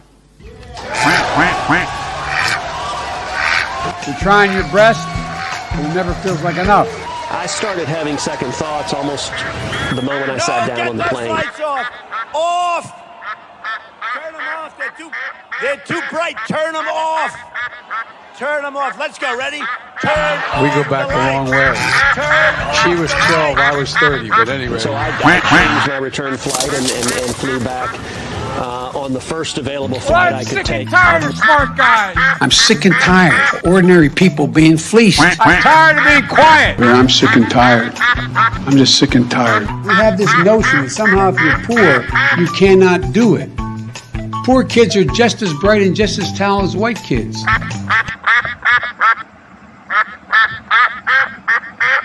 With great power comes great responsibility. These lights are so bright in my eyes that I can't see too many people out there. But I can only see the black ones. I can't see any white ones. You see? That's how far I've come. That's how far I've come. That's a long way, isn't it? These lights. You want to see a bird graveyard? You just go. Take a look. A bird graveyard? Go under a windmill someday.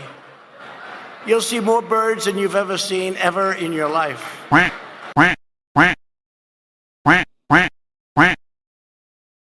And just this week, he said that he won Wisconsin.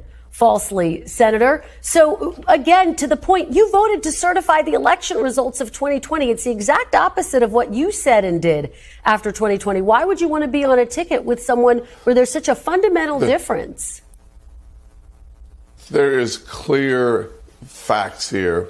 President Trump himself said he expects this election to be fair, he expects it to be honest, and he expects to win. That's what the presidential candidate should expect, and I expect the exact same thing. And frankly, the American people agree with him. This is an issue that is not an issue, so I'm not going to make it an issue. Well, Senator, will you commit to accepting the election results of 2024? Bottom line. At the end of the day, the 47th president of the United States will be President Donald Trump, and I'm excited to get back to low inflation, low unemployment. Wait, Senator, yes or no? Yes or no? Will you accept the election results of 2024 no matter who wins? That is my statement. But is it just yes or no? Will you accept the election results of 2024? I look forward to President Trump being the 47th president. Kristen, you could ask him multiple times. Senator, just a yes or no answer. So the American people will make the decision. But I don't hear you committing for President Trump. That's clear. I don't hear you committing to the election results. Here's the challenge. Will you commit to accepting the election results? This is why so many Americans believe that NBC is an extension of the Democrat Party. At the end of the day, I've said what I've said, and I know that the American people, their voices will be heard, and I believe that President Trump will be our next president. It's that simple. But, Senator, as you know, the hallmark of our democracy is that both candidates agree to a peaceful transfer of power. So I'm asking you, as a potential VP nominee, will you accept to commit to the election results in this election cycle, no matter who wins? Just simply yes or no. I expect President Trump to win the next election. Listen, I'm not going to answer your hypothetical question when, in fact, I believe the American people are speaking today on the results of the election. And if it continues for the next 6 months, we find ourselves in a great position where we get back to another century of American prosperity. Yeah. I'm looking forward to that. Speaking of being afraid of your own shadow, because Donald Trump may be upset by what you say. A Republican Senator Tim Scott, who is widely considered to be on Trump's short list for vice president, refused to answer whether he would accept the 2024 election results as legitimate, no matter the outcome. I'm stunned. I can't believe in 2024, after 9 years of Donald Trump being on the political stage, that we've gotten to this point, Donnie Deutsch, where you have a United States Senator who understands if he has any chance of being on the short list for being Donald Trump's vice president, he has to say he won't accept the results unless Donald Trump wins. And will you do what we were all taught in grade school? Will you accept that? And his answer was only if Donald Trump wins. He couldn't just say, yes, of course I'll answer that. And again, pre-Donald Trump, I would say even pre-2020, everybody would have said, why, of course. Another tough Republican, once again, Joe, could not answer the question, will you accept the results of an election? And what's most befuddling about that is not the spinelessness of these characters who are following Trump to not even admit the basic fundamental of democracy and say it's okay, but that the people listening, it's not registering. This is the Republican Party, Joe and Mika. This is who they are. And it's an open audition to be his vice president. And there seems to be, as we often say, no bottom here. We have a governor of South Dakota thinking that bragging about killing a puppy will make her look tough. We have a pretty well-respected senator from South Carolina suggesting, that he would not go so far as to defend American democracy and free and fair elections, which is the bedrock of who we are. Won't do it, because he doesn't want to dare upset Donald Trump. It's all about flattery. It's all about dear leader. That is where the GOP stands right now, as Trump has remade it in his image. That is my statement. Him scared. Now, sir, if you're not able to answer questions from Ms. Welker, who's a remarkable human being, however, she's simply asking simple questions that you can answer. You refuse because you are afraid of Donald Trump. Now, here's when I question people like Senator Tim Scott and others who proclaim to believe in a God that's almighty. And then when they are posed with a question that would put them at odds by telling the truth, that would put them at odds with a man named Donald Trump, it seems to me they have either equivocated Trump and God as the same person, or perhaps they believe Trump is even more powerful than the God they proclaim in their Christian evangelical circles. Because we all know the truth is this: you are constitutionally mandated to certify the elections as a U.S. Senator. You took an oath to do so, to uphold the U.S. Constitution. Senator Scott, if you simply would have said, I will do my job and duty as a U.S. Senator, if you would have simply said that, that would have been sufficing. But you're giving it away, sir, that people like you and others are willing to break the law. You are willing to go the other way on this, contrary to the facts and to the American public. Let's be very clear about the American people. You see, Donald Trump has never won the popular vote. So regardless of the Electoral College victory that he did win in that first presidential contest where he claimed victory, remember, he has never won the hearts and the minds of the majority of the American voter in this country. And I don't believe he ever will.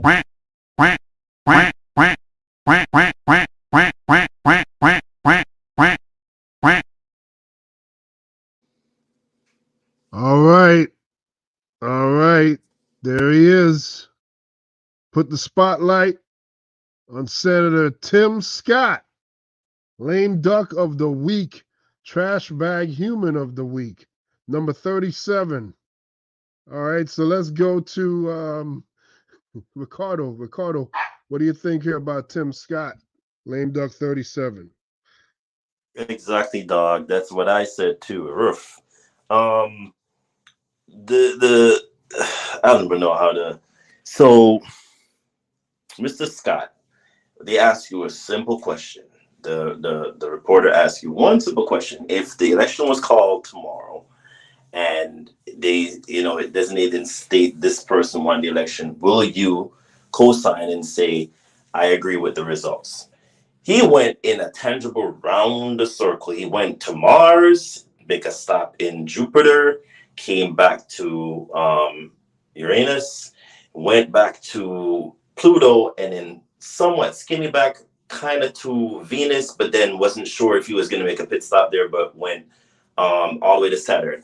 And then you think he would have came back to Earth, but no, he went to one of them asteroids, and then it zip lined all the way back to planet 10 or X. What are you doing, Scott? Like this is what you're doing now? You're that desperate to be on your knees, to be making this man flap his meat in front of your face just for you to get the VP job. That's what we're doing now. Have you no decency, no shame, no spine? Like we spoke about McCarthy not having a spine, but you, sir, you doing the most.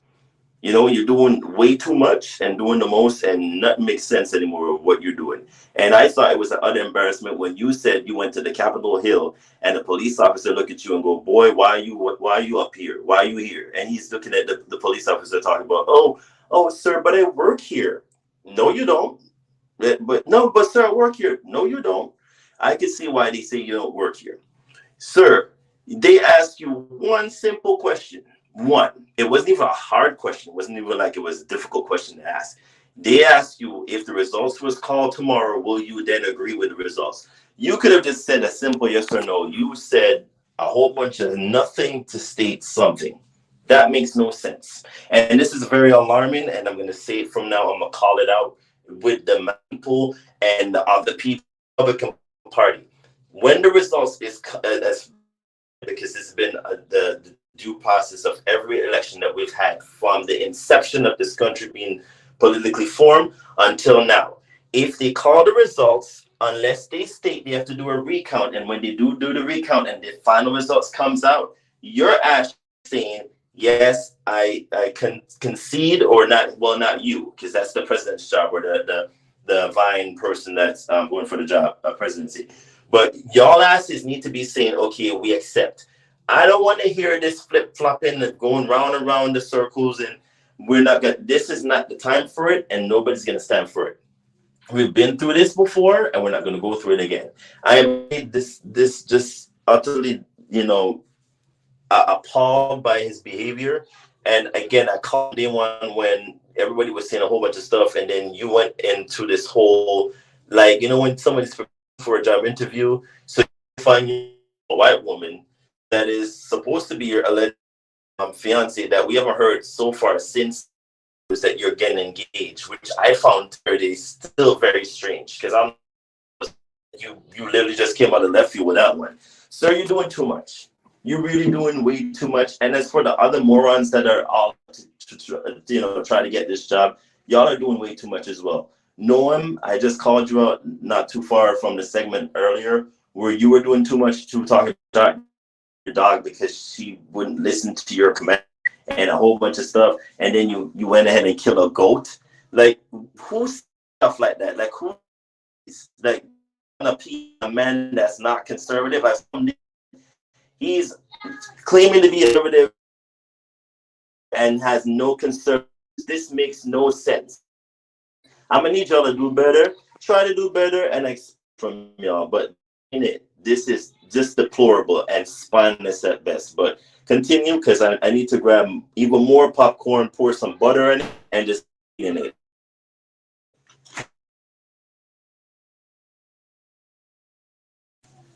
my stance. It has the video, but yeah, man. Sorry about that long pause. This is just I don't know, man. I can't recall, but man, we need to start calling out these people when they start doing this. This ain't it, because when the election result is called, we expect an answer, and I don't want to hear a whole bunch of diatribe of nonsense. We're not going to do the alternative facts universe going to Pluto and back. We ain't doing it. Let's do it together. All right, Ricardo. We'll go to others with a silent H. Hey man, I won't even need a minute. I just have one thing to say about this dude. This is what happens when you don't let Django kill Samuel L. Jackson at the end of the movie. Hey, bro, come on now, dog. Come on, man. That's all I got to say. The move for me.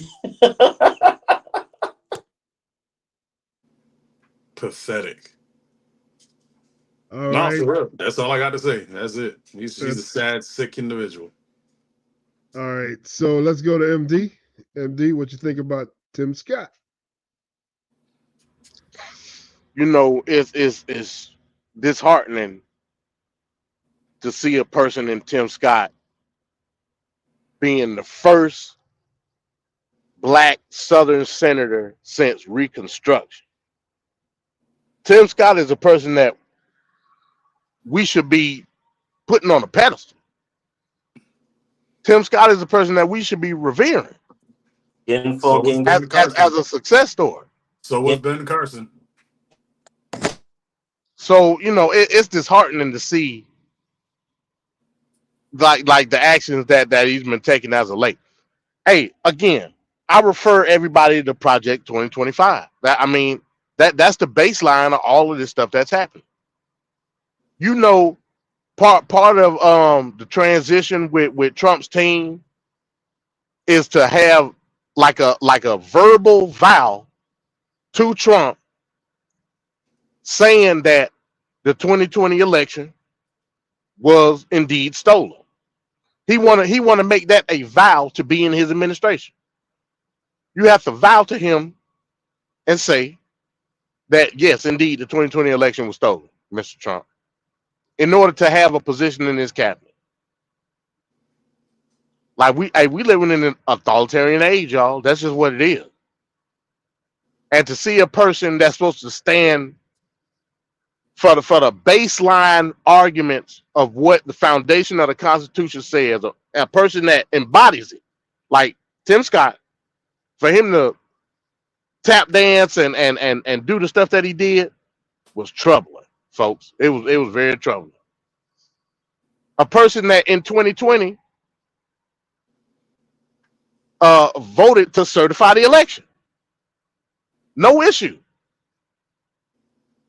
And now all of a sudden, just out the blue, 4 years later, you can't even get it to come out of your mouth, let alone through them big ass teeth you got. That's everybody want to be a nigga, but nobody want to be a nigga. How about that question? Hey, exactly. And that's sad, folks. I implore everybody to just look up. Just look it up. Project 2025. If Trump is elected, this is what we face in America. This is what we face. You can kiss the process of democracy goodbye. You can kiss it goodbye. Surprise, surprise. Surprise, surprise.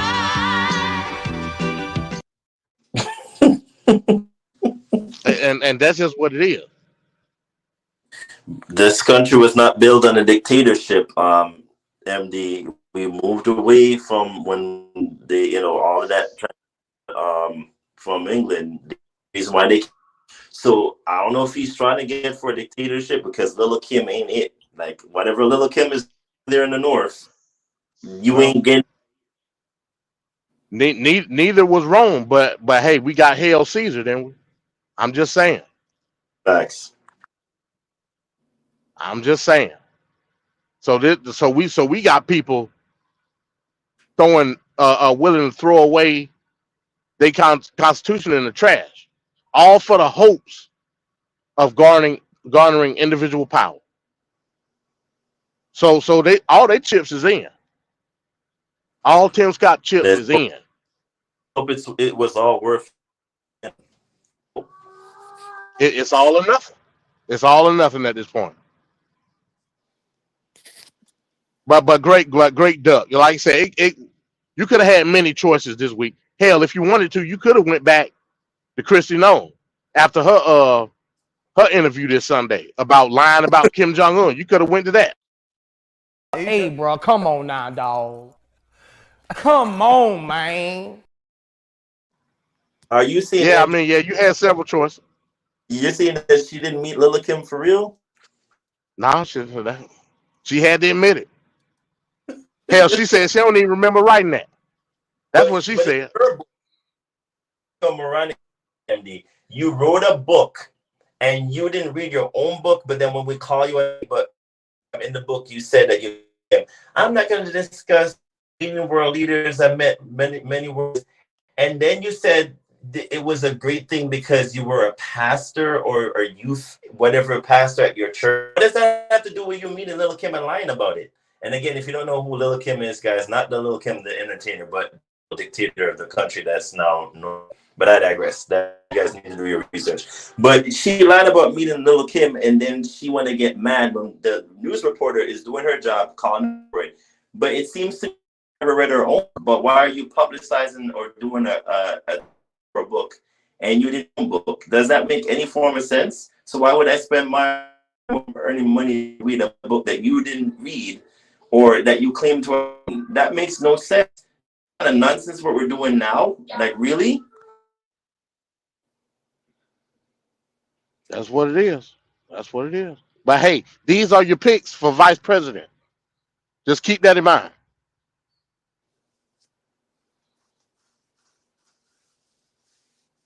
High level embarrassing. Keep that in mind. Me personally, you could take Tim Scott away. Hell, just have his teeth as VP.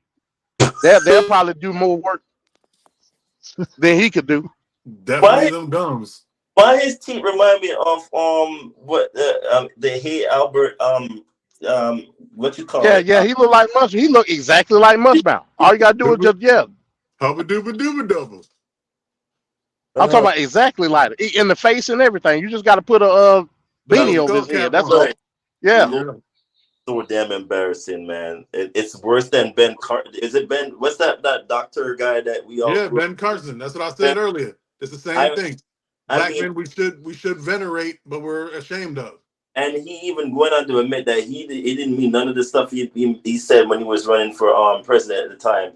And when he kicked up to Donald Trump, it was all a show just to be a part of the mix. I'm like, so you will do all of that, sell your soul just to be popular? Really, dude? You were already popular. You were the person that we looked up. You had a good old story about not knowing how to read, or your mom didn't know how to read, and all of that stuff. Turn around and do that, sir. Come on, man. Like, y'all need to do better. We expect better from our skin folks, but again, not all skin folk are kin folks, so we'll keep at that. It's crazy. All right. So we're gonna go ahead and get ready to wrap the show up. We're going to our final sign-offs, but before we do that, we'll go ahead and go into the nightcap video, and then we'll do our final sign-offs. So we'll see you on the other end there.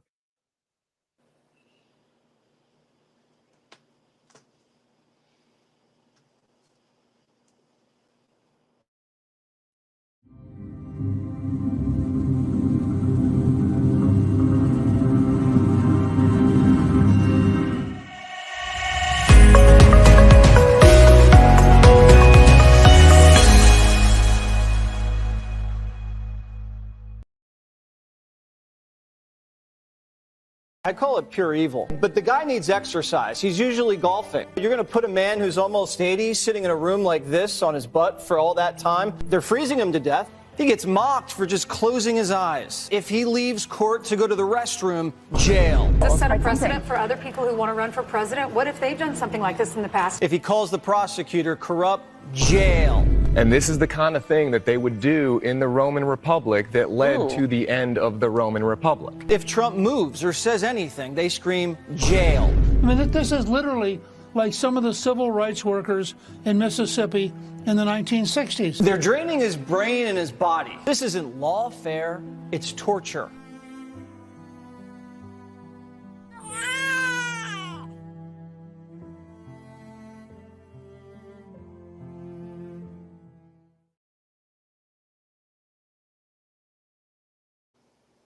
Newt Gingrich said it's just like the civil rights workers in the 1960s. Wow. All right, MD, what did you think about that video there?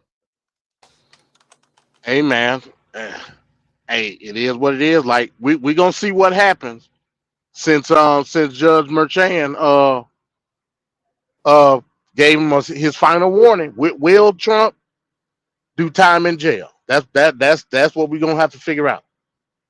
You know what I'm saying? So she did what he did warn him. Like, hey, no more gag order stuff. We're not dealing with it. If it come up again, it will be jail. Now he probably won't sit there just for a couple hours, maybe. But hey, I'm there for it. You know what I'm saying? I'm all there for it. We'll see. It's so much stuff. See, it's ironic that we did this topic with the stuff that's going on, especially what was found out today about the Mar-a-Lago case. You know, that was shocking. That that bit of news came out. We may be looking at the only case that we see this year going on right now, and so savor it. That's what I will tell people. Savor it. Stormy Daniels did her testimony today. Very detailed testimony. Spanking him with the magazine, she said. Yeah, very detailed. So he gonna have to sit, and he gonna have to listen to that stuff, and it is what he just sit there and fart and do what you got to do to be comfortable.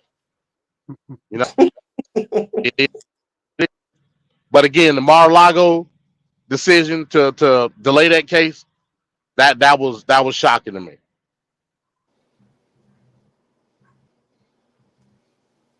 Okay. Anything else, MD? Nah, that's pretty much it. All right. So, Ricardo, what's your take on Trump's trial situation there? So in light of what this week from the judge saying, listen, you can't be talking trash about people who is a part of the litigation process. There is consequences. I kept saying this the whole time. You're punished. You're rewarding his bad behavior. When are you going to punish this man? So I guess the judge was like, listen, this is getting way out of hand at this point. I have a job to do. And if you violate the gag order one more time, I will throw you in jail. There's no ifs or buts about it. You're not above the law. That's all I've been saying this whole time. Stop giving him opportunities to keep talking. If he's given a gag order, shut your hell ass up. Your old ass can't deal with prison. You don't want to go there. But since you want to make it look like you're doing something of importance to try to rile up your base, by all means, go to prison because, hey, all them celebrities went, right? They will tell you what the experience was like. So if you want to go there, sir, you in there. And I'm going to go as far as I said this, years ago, actually during the pandemic. He's going to go until they take him out. And it's not too implausible of that happening. I think he's doing too much and doing the most. So if they do value as a threat, sir, don't forget which country you're in. And you think you're law, you think you're impune, you're all of these things.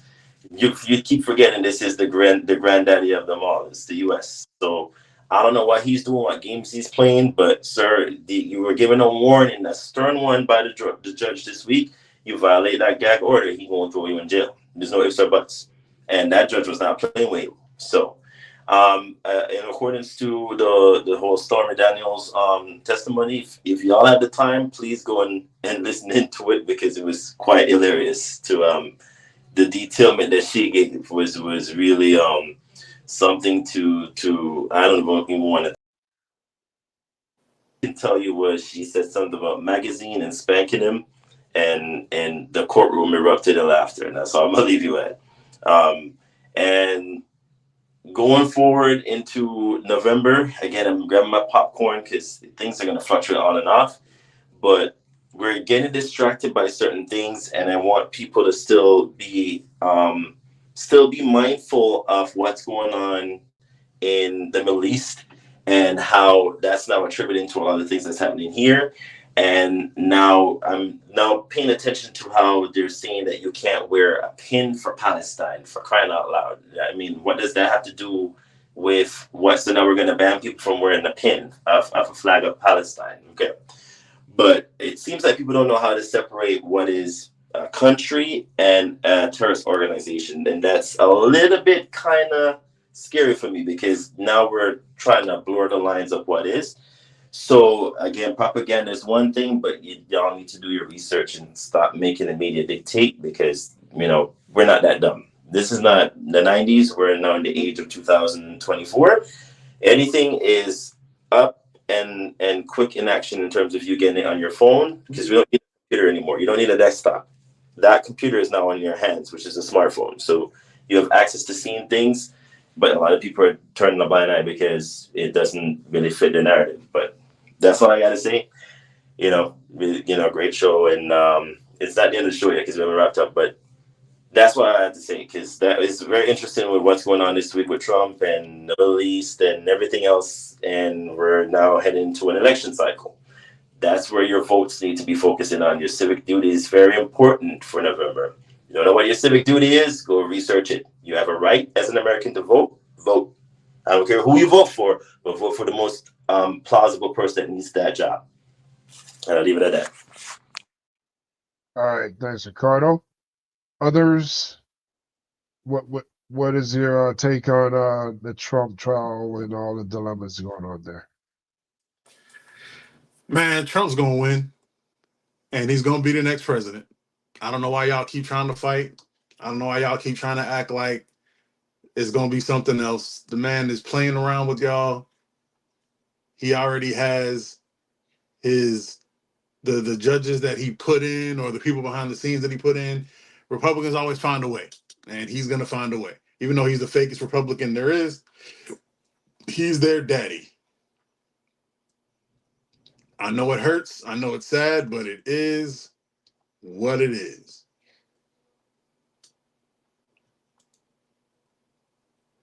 That's all I got.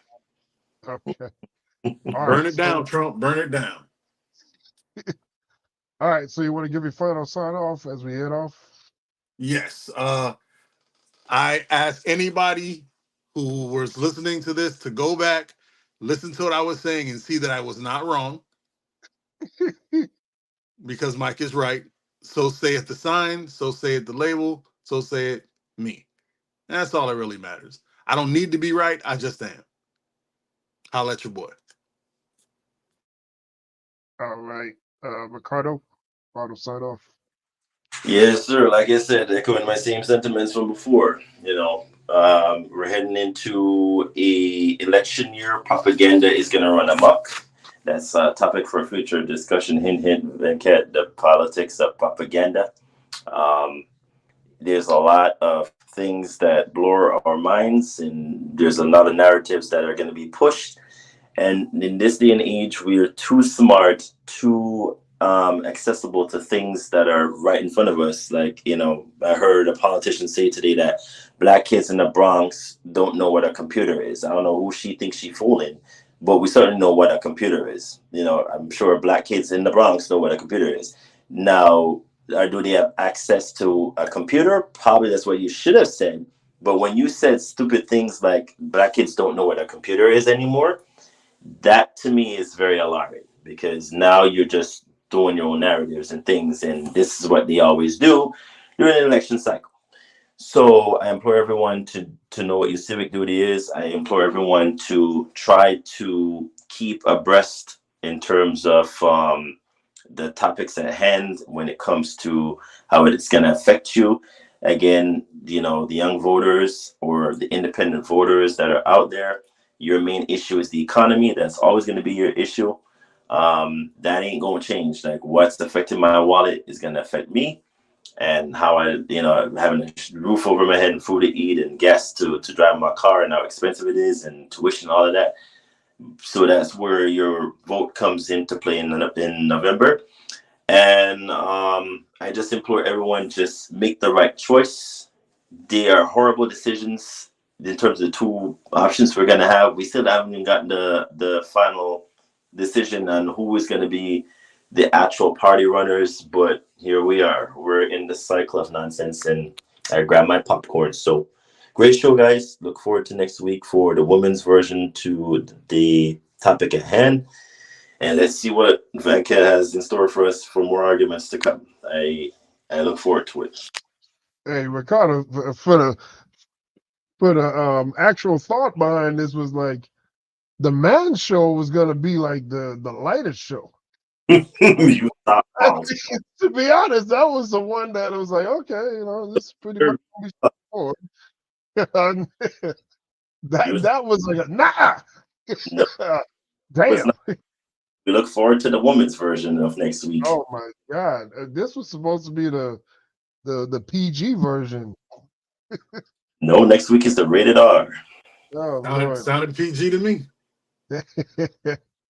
Oh man. All right, so MD, your final sign off. Yes, sir. Yes, sir. Great show as always. Very contentious show. I was surprised by that, by some of the topics there. But looking forward to see what we can make out of the next two. It's always fun to get difference of opinion when it comes to certain mandates and laws and stuff like that, and how we interpret them. It's always fun. At least for me, it is. You know what I'm saying? Shout out to Jared. Jeremy wasn't here tonight. Shout out to Jeremy. We had a great show last night. You know what I mean? I got to go ahead and put Jeremy in my thumbnail from here on out, because it's like he be nipping at the heels when it comes to the God and Government show. You know what I'm saying? If you ain't checked that out, check it out. It was very informing. You know what I mean? I'll see y'all tomorrow. Wrestling with Reality. We'll review Backlash. That should be fun. And I'll see y'all on Thursday. MD's Thoughtbox Live. The truth about the national debt. If y'all haven't seen it, and I think I put this in the chat, spend $7. Go to YouTube.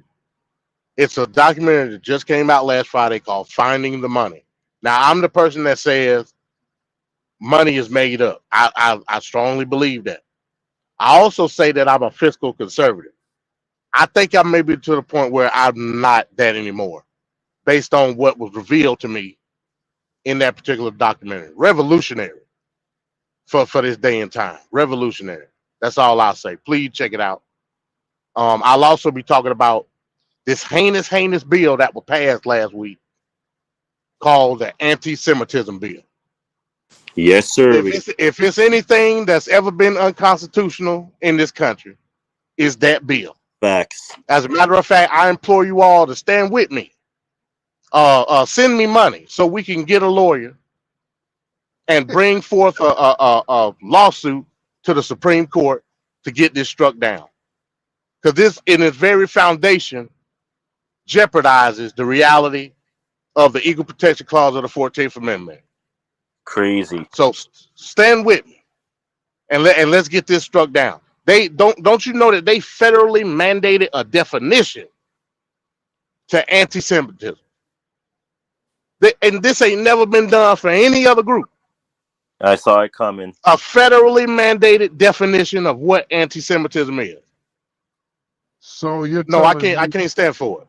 So you can be racist against white people. You can be racist against, racist against black people and other groups. But when you're specifically racist against Jewish people, there's a law for that. Federally mandated. Yes, Not sir. done for anybody else. Why wasn't it done for anybody else? Because we have the Equal Protection Clause, first section of the 14th Amendment that encompasses all. So why in the hell do we need an anti-Semitism bill? I'm gonna fight. I'm gonna fight. So don't be surprised if you see me on C-SPAN talking about this reckless abandonment in terms of forcing this bill and overruling something that's already into law. It's unconstitutional at its very core, and I'm gonna prove it on Thursday. Don't we have anti-hate laws already in the books, no? Well, we do. We have certain anti-hate laws that's not specific in the terms of a specific group. For instance, like the anti-lynching law, it's just anti-lynching. Now, some people would argue that it's a specific bill for black folks. It's not. It's simply the anti-lynching hate crime bill law, giving a specific crime the designation of a hate crime. The same with the COVID-19 hate crime bill. You had some Negroes trying to say Asians got an anti-hate crime bill. Why we can't get one? No, Negro. It's the COVID-19 hate crime bill, specifically as a causality from people that were harassing and being violent toward Asians under the pandemic. It's specific. Not in and of itself is not specific to the group. It's specific to the crime. Negroes can't understand that though because they're not smart enough to know that stuff. What I'm telling you is this bill, the anti-Semitism bill, specifically puts a federal definition of what anti-Semitism is, and it's specific to a people. That's unconstitutional. So would it be okay if there were other bills specific to other groups, or you just can't have a specified? You can't discriminate against any group. Having a bill that benefits only one group is discriminatory against everybody else. That's why you have the Equal Protection Clause that it encompasses everybody under the laws of discrimination. You cannot have a bill that specifies one group. That's what makes this bill unconstitutional in and of itself. Would it also be unconstitutional if you had a bill that was catered towards economic advantages for one group as well? Specify that, cat, because you finna move the goalpost. Specify. I'm asking. I don't know. I don't know where this goalpost crap come. One dumbass said it, and everybody said it. What I'm saying is, well, we talk about protecting a group is not good. So benefiting, turning it around, and doing a specific bill that's specifically targeted to benefit one demographic, whether you're Chinese. Okay, I get where you're going. I get where you're going. You slick, Van Cat. You slick. I'm not I get where you're going. I'm not even trying to do anything. I'm just trying to clarify that if it's one way, is it okay the other way? I'm just trying to clarify. Okay, so it wouldn't be in any way, whether it's economically, socially, discriminatory. It wouldn't be in any facet. What you have to do is do the workaround. Just like I named the COVID-19 bill, I named the anti-lynching bill. Right. For instance, let's say reparations. In reparations, it would be for specific people, but not based upon the people, based upon the action, based upon the legislation. You see what I'm saying? Right. So if the COVID-19 specifies the action or the causality for the legislation, the same goes with reparations. Reparations, from a baseline standpoint, is from a causality. What do you call Civil Liberties Act, causality, the Japanese Americans that were interned, not because they're Japanese American, because the causality, they were interned. The action, not the people. Right. So in that instance, yes, it'll be specific, but it'll be for a cause, not for a selection. So then would you say if a guy just happened to be black and just happened to slide in the White House during the worst economic time, second worst economic time in the history of this country, should he then go into that White House and ignore all the problems of the country, and because he's black, pass something specifically target to that group that he comes from? No, he shouldn't do that. That would be because that would be unconstitutional. Right. Right. Okay. Hey, I'm with you on that. You got to talk to the low information Negroes, not me. I know where you're going. The no information Negroes. Okay. Barack Obama didn't do nothing for black folk. I get where you're going. Okay. Trust me, I do. You know, it's funny. Like, it takes over a period of time for things to really show itself. But in the moment, it's a doozy. It's a doozy. All right. So, anything else to add on that, MD? No, that's it, man. Y'all have a good night. Great show. All right. So, yeah, I'd like to thank everybody on the show here today. Of course, others with the silent H. We got Ricardo. Thank you, sir. Thanks for Straight Talk, Mr. Straight Talk, coming out here on the panel. Peace to Bones in the chat. Of course, Tequila. It's always awesome helping out the show and the channel itself. Key Tot. Yeah. This week, just want to mention it. So, Biden was on the news that Biden passed another loan forgiveness, student loan forgiveness, specifically targeted to the Art Institute. Ironically, you know, my brother that passed away, he went to the Art Institute, and there were other members of my family that went to Art Institute. So they're giving the money back. They're pretty much forgiving the money because Art Institute was investigated and pretty much fraud. Another fraudulent school. So they're looking for loan forgiveness. So the news broke earlier in the day last week, and then by the end of the afternoon, people were saying in the family, "Oh, I just got a email from the department, the government department that handles the student loans and whatnot." And a couple of them got that. I just thought that was interesting. Now, you know, it's an election year, so he's going to do whatever he's going to do. But the point I'm saying is, like, it doesn't matter under the circumstance. You get the win and you move on with it.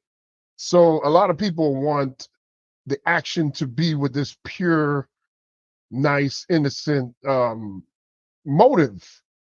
But Abraham Lincoln freed the slaves, not because he was a nice guy. He freed the slaves because it was a strategic move in the war. That's all. It's a backhand slap. Yes, it is. Blacks, All facts. but that's the reality of it. So sometimes in life, we don't need to be worried about certain things. We just need to get that win. And I wonder how many MAGA maniacs that helped. I know. Yeah. Oh yeah. You know, I heard Kellyanne Conway talking about you know, the plumber and the pipe fitter shouldn't have to pay for the doctor and the lawyer's student loan. I'm going to discuss all of that Thursday when I break down where this money come from. If you think that was taxpayer money, I'm telling you, you are a fool. I'm telling you, it was not taxpayer money. And I'm going to prove it on Thursday. Check out MD Thought Box this Thursday, 8:30 p.m. Eastern Central Time on MD's channel. YouTube What was the channel. amount, Van Cat? I believe it was 1.1 billion. I believe that's what it was. 1.6.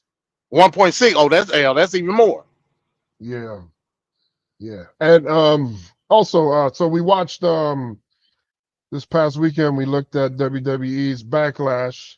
So after watching the show, I was on Peacock and I happened to see a trailer for a limited series.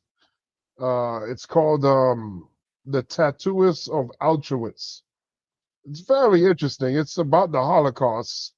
And yeah, I think like 6 episodes or whatever. I implore anybody just check it out. What I like about it, well, first, you know, I'm a student of film and everything like that. I'm all there for that, and I just love not only the acting, cinematography, and just how the director and the scenes were shot that made you feel like you were right there. The storytelling was excellent. And I think that what's troubling is like a lot of people don't put no thought into these issues, and they're just so nonchalant about this major suffering that people go through in life, and it's just an afterthought. But they don't take a moment to like put yourself right in that shoes. Imagine you just sitting there having dinner with your significant other or your family, your kid, and just out of nowhere, just people just show up in uniforms, and they're giving you instructions to line up, go here. They tell you to take your clothes off. Now you're in the concentration camp. It just your whole world just changes at the flip of a dime, and what you knew of the world is completely different. And like we hadn't been through nothing like that, so I don't need to go through anything like that to understand or relate. But it's always interesting to watch, especially when the show or the movie is well done. And I will say that it was great. After seeing that, I watched all 6 episodes back to back to back. I couldn't stop. I just kept going, and it was interesting. And I would implore you, if you have time to check it out, you should check it out. It's on Peacock. It's The Tattooist of Auschwitz. This guy is the tattoo guy that actually puts the numbers on the Jewish prisoners in the Nazi concentration camp that numbered everybody, and the things he had to go through, and it's very interesting. So I would suggest check it out. All right, so for everybody here on the panel, I'd like to say thank you. We'll see you guys on the next one. Next week, we are continuing. The trash is going to continue to roll. We got the Trilogy of Trash, Man, Woman, and Child. Next week, part 2. It's the woman aspect of the trilogy. So we'll be back next week with that. For everybody here on the panel, World's Most Dangerous Panel, this is Venkat. I'd like to say thank you very much and have a great night. Peace. Peace. Peace.